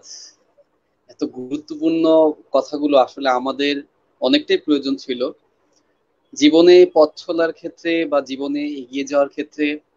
আসলে আমাদেরকে কিছু কথা সবসময় জেনে রাখতে হয়। সবসময় দেখেন, আপনি যখন আপনার পরিবারে চলাফেরা করেন বা আপনার ফ্যামিলির সাথে থাকেন বা আপনার ব্যক্তিগত জীবনে যখন থাকেন, তখন আপনি কিন্তু একটা কাজের মধ্যেই থাকেন। আপনি যেমন আপনার একটা রুটিন চলে, সকালবেলা আপনি ঘুম থেকে উঠেছেন, ঘুম থেকে উঠে দাঁত ব্রাশ করেছেন, দাঁত ব্রাশ করে খাওয়া দাওয়া করেছেন, এরপরে না হয় পড়তে বসেছেন, না হয় আজেরা কিছু করেছেন। এইভাবে আপনার সারাক্ষণ রুটিন চলতেই থাকে চলতেই থাকে, মনে হয় যেন একটা রোবট। কিন্তু আজ পর্যন্ত, এটা সবার ক্ষেত্রে না, অধিকাংশ আমাদের বর্তমান সমাজে মানুষ, মানে আমাদের অভিভাবকরা বা আমাদের যে বড় ভাই বা বড় বোন বা যারা আছেন সিনিয়র পার্সন, তারা এতটাই ব্যস্ত হয়ে গিয়েছেন ব্যক্তিগত লাইফ নিয়ে যে আমাদেরকে 2 মিনিট যে একটু মোটিভেশন দিবে বা আমাদের জীবন সম্পর্কে বোঝাবে, গুছিয়ে আমাদেরকে সকল কিছু সম্পর্কে, জীবনের কিভাবে এগিয়ে যাওয়া যায়, কিভাবে আমাকে বাহিরের কান্ট্রির সাথে নিজেকে তাল মিলিয়ে চলা যায়, এরকম কথাবার্তা কিন্তু আমরা অহরহ সকল জায়গায় সবকিছুতে শুনতে পাই না। তো এই গুরুত্বপূর্ণ লাইনগুলো আমরা সবসময় মিস করে যাই, যার কারণে আমরা, এটাই দেখেন, এইটাই হচ্ছে আমাদের ব্যর্থতার, অধিকাংশ ক্ষেত্রে ব্যর্থতার কারণগুলো এইগুলোই, যে আমরা এই ঘটনাগুলো বা এই জীবনের পথ চলার কিভাবে চলতে হবে বা কিভাবে কি করতে হবে, এই কথাগুলো আমরা কারো থেকে পাই না। তো সেই গুরুত্বপূর্ণ কথাগুলো, সেই গুরুত্বপূর্ণ ফেলে আসা ধাপগুলো কিন্তু আমাদের যেই সম্মানিত অতিথি আজকে যুক্ত আছেন, আমাদের শ্রদ্ধেয় বড় ভাই সাব্বির ভাই, তিনি কিন্তু সেই বিষয়গুলোই তুলেছেন যে যেটা আপনি সমাজে পান না বা কারো থেকে পান না, সেটা ভাইয়া নিজে আপনাদের প্রতি আহ্বান জানিয়েছে যে এটা তোমাদের জন্য করা উচিত বা এইভাবে এইভাবে নিজেদের ধাপে ধাপে এগিয়ে যাও। এবং তার পাশাপাশি তোমার লাইফে কি প্রয়োজন এবং কে তোমার বন্ধু হবে, কে তোমার দুশ্মন হবে এবং কার সাথে কিভাবে আচরণ করবে, সকল কিছু জানিয়েছে। এটা আমাদের জীবনের জন্য অত্যন্ত পরিমাণে জরুরি। দ্বিতীয়বার ভর্তি পরীক্ষার সুযোগই যে দরকার বা দ্বিতীয়বার পরীক্ষায় যে আপনাকে দিতে হবে, এরকম কোনো তো কথা নাই। আপনি পরীক্ষাও দিবেন, আপনি জীবনে বড়ও হবেন, আপনি মানুষও হবেন এবং আপনি নিজেকে নিজেকে গড়েও তুলবেন। সেটার জন্য যা যা প্রয়োজন সকল গুরুত্বপূর্ণ কথা ভাইয়া বলেছেন। এবং আমাদের সবারই, আমি সংগ্রাম, আমার যেরকম জরুরি, আপনি, আপনারা যারা কমেন্টে আছেন বা লাইভে আছেন, আপনাদেরও জরুরি, সবার জরুরি। তো এই ক্ষেত্রে আমরা ভাইয়াকে অসংখ্য ধন্যবাদ। আমি একা ধন্যবাদ জানাচ্ছি, এটা মনে হয় আমি তাহলে ব্যর্থ হয়ে যাচ্ছি, কারণ আপনারা কিন্তু কমেন্ট বক্সে এই বিষয়টা নিয়ে ভাইয়াকে বা আমাদের যে লাইভের আয়োজন করেছি এটা নিয়ে কিন্তু একটা ধন্যবাদ কিন্তু আপনারা জানাতে পারেন। আপনাদের সকলের কাছ থেকে আমরা এটা আশা করি যে অন্তত পক্ষে একটা ধন্যবাদ অন্তত পক্ষে ভাইয়াকে কিন্তু দিতে পারেন। তো সেটা আর দেরি করবেন না, সবাই জানাবেন। এর পাশাপাশি আমাদের সাথেই যুক্ত থাকবেন সব সময়। আমরা যেটাই করি না কেন, একটা পোস্ট করলে বা একটা লাইভ করলে অবশ্যই সেখানে যুক্ত থাকবেন, একটা কর্মসূচি ঘোষণা করলে সেখানেও যুক্ত থাকবেন। লাইভ যদি আমি 2 ঘন্টা না, আমি আবারও বলছি, আমি যদি লাইভটা 24 ঘন্টাও করি, একেবারে একটা পুরো একটা দিনও যদি আমি লাইভ করি, আমি ঘরে বসে বসে খাইতেছি, নিতেছি, ঘুমাইতেছি, এটাও যদি করি, আপনাদের উচিত নৈতিক দায়িত্ব সেখানেও যুক্ত থাকা। কারণ কাজটা কিন্তু আমরা আপনাদের জন্যই করছি। আর আমরা, ভাইয়া অনেকটাই বলে ফেলেছে যে ওদেরকে লাগলে বিরিয়ানি টিরানি, সংগ্রাম শুকিয়ে যাইতেছে, ওরে লাগলে খাওয়াইও, হ্যাঁ, ওদেরকে লাগলে একটু সাহায্য সবকিছু এগুলা একটু, মানে আমাদেরকে স্নেহ করে, তাই একটু হাসি ঠাট্টার সাথে বসে পড়ে ভাইয়া আমাদেরকে বলেছে, যদিও এটা সিরিয়াস কিছু না, আমি আসলে এরকম কিছুই চাই না, আমি আপনাদের সাথে কাজ করতে পেরেছি, আসলে এক কথায় আমরা মানবিক স্বার্থে এখানে আছি, ওরকম কিছুই নাই। এবং আমরা এখন পর্যন্ত সেই মানবিক স্বার্থে আপনাদের সাথে কাজ করছি, পরিশ্রম করছি। সবচেয়ে বড় কথা, অবশ্যই আমার একটা স্বার্থ এখানে আছে, এটা আমি আপনার সাথে সবার সামনে বলছি, আমার একটা স্বার্থ এখানে আছে, সেটা হচ্ছে অভিজ্ঞতা। আমি এই কর্মসূচি আন্দোলনগুলো থেকে যে অভিজ্ঞতাটা পাচ্ছি, এটা আমাকে কোটি টাকা দিয়ে দিলেও কেউ মনে হয় আমাকে দিতে পারবে না। এমনকি রিমকাতুলের ক্ষেত্রেও কিন্তু সেম, সেও কিন্তু একই, যে আমরা একটা অভিজ্ঞতা পাচ্ছি যে কিভাবে লিডারশিপ নিতে, কন্ট্রোল করতে হয়, কিভাবে গ্রুপ মেইনটেনেন্স করতে হয়, কিভাবে পেজ মেইনটেনেন্স করতে হয়, কিভাবে সকল মানুষের উদ্দেশ্যে কথা বলতে হয়, সবার উদ্দেশ্যে কিভাবে কাজ করতে হয়, কিভাবে একটা কাজকে সুন্দর মতো বুঝে, এই যে দায়িত্ব নেওয়া, এই বয়সে যে একটা দায়িত্ব নেওয়া, সেটা আমরা কিন্তু এই আন্দোলনটা থেকে শিখেছি। এটাও একটা শিক্ষার জায়গা। আপনার যদি শিক্ষা পেতে হয়, আপনাকে লাগলে চীনেও যেতে হবে। তো সেই চীনে যাওয়ার জন্য হইলে আপনাকে পরিশ্রম করতে হবে। সেই পরিশ্রমটা আপনি যেখান থেকেও, আপনি আন্দোলন থেকেও পাইতে পারেন, আপনি সমাজের একটা স্তর থেকে পাইতে পারেন, আপনি যেখানে সাব্বির ভাই আছে তার একটা প্রতিষ্ঠান আছে সেখানে গিয়েও আপনি পেতে পারেন, তার সাথে যুক্ত থেকে, তার সাথে তার যে ইয়া আছে সেখানে যুক্ত থেকেও কিন্তু আপনারা অভিজ্ঞতা পেতে পারেন। কোনো কিছু আসলে অ্যাভয়েড করা উচিত না। ছোট্ট ছোট্ট যে কোনো ইস্যু, যে কোনো কিছুকে আমাদেরকে গুরুত্ব সহকারে নিয়ে সেটার প্রতি এগিয়ে যাওয়া উচিত, কোনো কিছুই বাদ দেওয়া উচিত না। কারণ বিল গেটস যিনি, তারপর আমাদের মানে বড় বড় যারা আছেন, মার্ক জুকারবার্গ যিনি ফেসবুকের প্রতিষ্ঠাতা, তারা কিন্তু প্রথমে এই ছোট ছোট কাজগুলো থেকেই কিন্তু আস্তে আস্তে এগিয়েছেন। তো ভাইয়া কিন্তু ওইগুলোর সাথে আমাদেরকে একটা তুলনা করেছেন যে আমাদেরকে ওই ধাপগুলোতে যাওয়া উচিত, সেটার জন্য অবশ্যই পরিশ্রম করা উচিত। অবশ্যই আপনারা সবাই সেই ধাপে থাকবেন। দ্বিতীয়বার ভর্তি পরীক্ষার সুযোগ অবশ্যই আসবে। আর যদি আপনি সেটাতে কার্যকর কোনো ভূমিকা রাখতে নাও পারেন, বা সেটাতে যদি নিজেকে প্রমাণ নাও করতে পারেন, কোনো হতাশ হওয়ার কিছু নাই। ভাইয়া তো বলেছে হতাশ হবেন না, যেভাবে পারেন নিজেকে সেইভাবেই তৈরি করেন, সেভাবেই নিজেকে প্রস্তুত রাখেন। সবচেয়ে বড় কথা, সবচেয়ে নিজেকে এমন ভাবে প্রস্তুত রাখবেন যাতে যে কোনো পরিস্থিতিতে আপনি সামাল দিতে পারেন। এই ছিল আজকের বার্তা, এবং এই বলে আজকে আমি সংগ্রাম আপনাদের সকলের কাছে আজ সালাম জানিয়ে আজকের লাইভটি এখানেই সমাপ্তি করব। এবং রিমকাতুল এবং সাব্বির ভাইয়াকে, বিশেষ করে আমাদের যে অতিথি, আপনাকে অসংখ্য ধন্যবাদ আমাদের সাথে যুক্ত থেকে আমাদেরকে আপনার মূল্যবান সময়টি দেওয়ার জন্য। এবং শেষ মুহূর্তে যদি সাব্বির ভাইয়া এবং রিমকাতুল, প্রথমে সাব্বির ভাইয়া যদি কিছু বলতেন সবার উদ্দেশ্যে শেষ মুহূর্তে। আচ্ছা, আমি তো ইতিমধ্যে বলেই ফেলছি, আসলে অনেক বেশি কথা বলে ফেলেছি, অনেকে হয়তো বিরক্ত হতে পারো। আমি শেষ পর্যায়ে বলবো যে তোমরা বরাবরে আমাদের যারা কাজ করছে তাদেরকে সাপোর্ট দিয়ে যাও। আর তোমরা আমার কাছে সবাই সমান, সংগ্রাম যেরকম আমার কাছে সমান, এখানে প্রত্যেকটা শিক্ষার্থী আমার কাছে সমান। এবং আমি তাদের সাথে যখন দেখা করব, তাদের এই আন্দোলনের আরো বেশি গল্প শুনবো, তারা কোন কোন দিন গিয়েছিল, কিভাবে গিয়েছিল, কিভাবে বিভিন্ন জায়গায় বিভিন্ন বিব্রতকর পরিস্থিতিতে পড়ছিল। আমি যেমন সামনে চট্টগ্রাম ট্যুর দিতেছি, এই যে চট্টগ্রামের একটা মেয়ে এখনই মেসেজ করলো যে ভাই আপনার কি লাইভটা শেষ হয়েছে। ও চট্টগ্রামের দায়িত্বে আছে যে চট্টগ্রামের সবকিছু সাজাবে, আমাদের সেমিনার, আমাদের এখানে রিমকাতুল আছে, আশা করি সেও হয়তো সহযোগিতা করবে। এখন আমাদের চিটাগাং ডিভিশনের বিভাগীয় কমিশনার, তিনি, তার ছেলে আমার স্টুডেন্ট, সেও অনেকবার বলতেছে চট্টগ্রামে যত ধরনের হেল্প লাগবে আমরা আপনাকে করব, এভাবে যেন আমরা সব জায়গায় নেটওয়ার্ক করতে পারি এবং ভালো মানুষের নেটওয়ার্ক করতে পারি। ছোট্ট একটা দেশ, এই দেশটা পরিবর্তন করা অনেক সহজ। আমরা যদি চাই, আমরা যদি সবার ভালো চাই, সবার যদি ক্ষতি না করি, উপকার না হোক, কারো যেন ক্ষতি না করেন, আর কারো যেন মন ভাঙা না হয়। খুব খারাপ সময় চলতেছে, হতাশার সময়, এই সময় কারো মন টন নিয়ে টানাটানি করার দরকার নেই। হ্যাঁ, কেউ যেন এই আহ দেবদাসের মতো কোনো পোস্ট না দেয়। এ ধরনের বিষয়গুলো আমার যেন চোখে না পড়ে। হ্যাঁ, সেভাবে নিজেকে একটু ব্যক্তিত্বটা ঠিক রেখে চলুন। এখন দেখা যায় যে এই যুগে দেখা যায় যে তরুণ সমাজের যারা ছেলে মেয়ে, দেখা যাচ্ছে যে অবাধে মেলামেশাটা বেশি হয়ে গেছে, যার কারণে সুখ শান্তিও শেষ হয়ে গেছে, কেরিয়ার ঠিক করেও আসল জিনিস ঠিক নাই।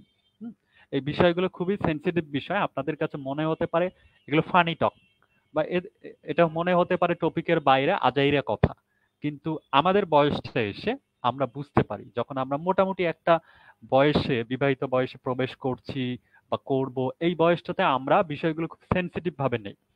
এই জন্য আপনারা একটু চেষ্টা করবেন যে নিজেদেরকে এমন ভাবে তৈরি করা, আপনার বিরুদ্ধে কোনো ছেলে বা মেয়ে জীবনে যেন আঙ্গুল তুলতে না পারে আপনি খারাপ মানুষ, আপনার ব্যক্তিত্বে সমস্যা আছে, এটা যেন আঙ্গুল তুলতে না পারে। স্বয়ং যাকে আপনি পছন্দ করেন তিনি যেন না তুলতে পারেন। এ ব্যাপারে জীবনের শেষ বয়স পর্যন্ত চেষ্টা চালিয়ে যাবেন নিজেকে ঠিক রাখা, দেখবেন আপনি সত্যিকার অর্থে হ্যাপি থাকবেন। আপনি যদি এভাবে নিজেকে গড়ে তোলেন, আমার মধ্যে ভুল আছে, যে বিষয়গুলো আপনাদের মধ্যে আলোচনা করছি সব যে আমার মধ্যে ঠিক আছে এমনটাও না। ওই বলে না যে দুধে ধোয়া তুলসী পাতা, এরকম একটা কথা আছে। আমার মধ্যেও ভুল ত্রুটি আছে, সেটাও আমি চেষ্টা করি যে শুধরে নেয়ার। আমি সবসময় ক্ষমাসুলভ ভাবে থাকি। শেষ পর্যায়ে আমি আপনাদের কাছে ক্ষমা চাচ্ছি কোনো কথায় যদি কষ্ট পেয়ে থাকেন, কোনো কথা যদি আমার এখানে ভুল হয়ে থাকে, আমি ক্ষমা প্রার্থী। আমি দেখা যায় দীর্ঘক্ষণ কথা বলছি, কথার মধ্যে স্লিপ অফ টাং যেমন হয়েছে, হয়তোবা কোনো কনসেপ্ট হয়তোবা ইচ্ছাকৃতভাবে ভুলও হতে পারে। হ্যাঁ, আমার চেয়ে অনেক সিনিয়র ব্যক্তিরাও আছেন, আমি ক্ষমা প্রার্থী। ধন্যবাদ। আসসালামু আলাইকুম। সাবির ভাইকে অসংখ্য ধন্যবাদ, এবং শেষ মুহূর্তে রিমকাতুলকে আমি একটু অনুরোধ করবো 1 মিনিটের মধ্যে যদি আপনার কোনো বার্তা বা কিছু থাকে শেষ মুহূর্তে। ধন্যবাদ। ধন্যবাদ। 1 মিনিটের মধ্যে যদি কথাটা শেষ করতে হয়, আসলে আপনারা দেখে আসছেন যে শুরু থেকে চট্টগ্রামের জন্য কাজ করে আসছি। তো এখানে স্মারকলিপি জমা দেওয়া, কর্মসূচি দেওয়া, যাবতীয় যত কিছু আছে, আমাদের চট্টগ্রামের মানুষ, আমি নিজে এবং সংগ্রাম খান, উনি ঢাকা থেকে এসে আমাদের সাথে যুক্ত হয়েছেন শুধুমাত্র চট্টগ্রামের আন্দোলনটাকে সফল করার জন্য। তো এখানে আপনারা অনেকেই বলেন যে আমরা আন্দোলনটাকে নষ্ট করতেছি, এই করতেছি, সেই করতেছি। ভাই, আমরা আপনাদের কথায় কান দিই না, কারণ আপনাদের কথায় কান দিলে না কখনো আগায় যাওয়া যাবে না। তো আগাইতে আগাইতে আজ এতদূর পর্যন্ত আসছি, একদম শেষ পর্যায়ে কালকে নয়তো পরশু দিনের মধ্যে হয়তো আমরা একটা ডিসিশন পাবো। আমার নিজের কাছে এরকম মনে হচ্ছে যে আমার আসলে পরীক্ষার রেজাল্ট দিবে। আমার নিজের কাছে যেটা মনে হয় যে পরশুদিন চট্টগ্রাম ভার্সিটি সার্কুলার দিবে না, আমার নিজেরই পরীক্ষার রেজাল্ট দিবে। আমি এতটা পরিমাণ টেনশনে আছি। কাজে এখানে যারা উপস্থিত আছেন বা পরবর্তীতে যারা লাইভটা দেখবেন, তারা সবাই দোয়া করবেন, কারণ চট্টগ্রাম ভার্সিটিতে যদি সেকেন্ড টাইম সফল হয়, আমরা এতদিন যাবত যে পরিশ্রমটা করে আসছি সেটা কিন্তু সফল হবে। এবং অসংখ্য শিক্ষার্থী মানে যাদের মন ভেঙে গেছে এক প্রকারে চট্টগ্রাম ভার্সিটিতে সেকেন্ড টাইম না থাকার জন্য বা দ্বিতীয়বার ভর্তি পরীক্ষার সুযোগ না থাকার জন্য, তাদের মন ভাঙছে, ক্যারিয়ার ভাঙছে, বিভিন্ন সময় তারা পারিবারিক থেকে বৈষম্যের শিকার হয়েছে। শুধু যে পারিবারিক থেকে বৈষম্যের শিকার হয়েছে এমন কিন্তু না, আমাদের আশেপাশে তো আপনার পরিবেশ আত্মীয় স্বজন তো আছে, যারা অনেক সময় আমাদেরকে না বুঝে হয়তো কষ্ট দিয়ে থাকেন। তো এরকম অসংখ্য শিক্ষার্থীর কিন্তু একটা দ্বিতীয়বার ভর্তি পরীক্ষার সুযোগ হবে। সে পরিপ্রেক্ষিতে যদি আমাদেরকে যদি আপনারা পছন্দ নাও করে থাকেন, অন্তত দোয়া করবেন যাতে আমরা চট্টগ্রাম বিশ্ববিদ্যালয়ের শেষ একটা স্বায়ত্তশাসিত বিশ্ববিদ্যালয় যাতে সফল হই। তাহলে আমরা যারা আছি পুরো বাংলাদেশে যারা দ্বিতীয়বার ভর্তি পরীক্ষার সুযোগটা চায়, তাদের হাতেও একটা সুযোগ বাড়বে এবং অনেকেরই স্বপ্ন পূরণ হবে। তার জন্য হলেও অন্তত আমাদের জন্য দোয়া করবেন যাতে আমরা সফলতা পাই এবং সফলভাবে আমরাও পড়ার টেবিলে পড়তে বসতে পারি। ধন্যবাদ।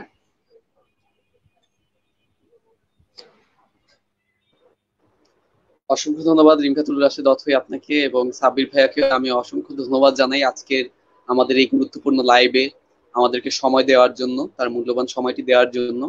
এবং আপনাদের যারা এখানে লাইভে আছেন, আপনারা যারা লাইভে এতক্ষণ যাবৎ ধৈর্য সহকারে আমাদের সাথে যুক্ত ছিলেন শুরু থেকে শেষ পর্যন্ত, এবং কমেন্ট করে, লাইভটি শেয়ার করে, লাইক দিয়ে বিভিন্নভাবে যারা আমাদের সাথে যুক্ত ছিলেন, আমাদেরকে সাহায্য সহযোগিতা করেছেন, এবং তার থেকে বড় কথা যারা মন থেকে আমাদের জন্য দোয়া করেছেন, প্রতিটা নামাজে আমাদের জন্য দোয়া করেছেন, আপনাদের সবাইকে হৃদয়ের অন্তঃস্থল থেকে আমরা ধন্যবাদ জানাই। এবং আপনাদের জন্য আমরা সবসময় দোয়া করি যেন আল্লাহ তাআলা স্বয়ং সৃষ্টিকর্তা আপনাদের সবার জন্য যাতে ভালো কিছু রাখে, এবং আপনাদের সবাইকে, বিশেষ করে আমাদের সবাইকে যেন সকল ক্ষেত্রে সাহায্য সহযোগিতা করে আমাদেরকে সফল করে। সেই লক্ষ্যে আমরা এগিয়ে যাচ্ছি, এবং অবশ্যই আমরা বিজয়ী বেশে ফিরে আসব। সবাই আমাদের জন্য দোয়া করবেন, আমাদের প্রতি আস্থা রাখবেন, এবং সব সময় আমাদের সাথেই যুক্ত থাকবেন। এই বলে আজকে আমি সংগ্রাম এবং সাব্বির ভাইয়া এবং রিমকাতুল, আমরা সবাই আজকে লাইভ এখানেই সমাপ্তি করছি। সবাই ভালো থাকবেন, সুস্থ থাকবেন। আসসালামু আলাইকুম। আসসালামু আলাইকুম সবাইকে।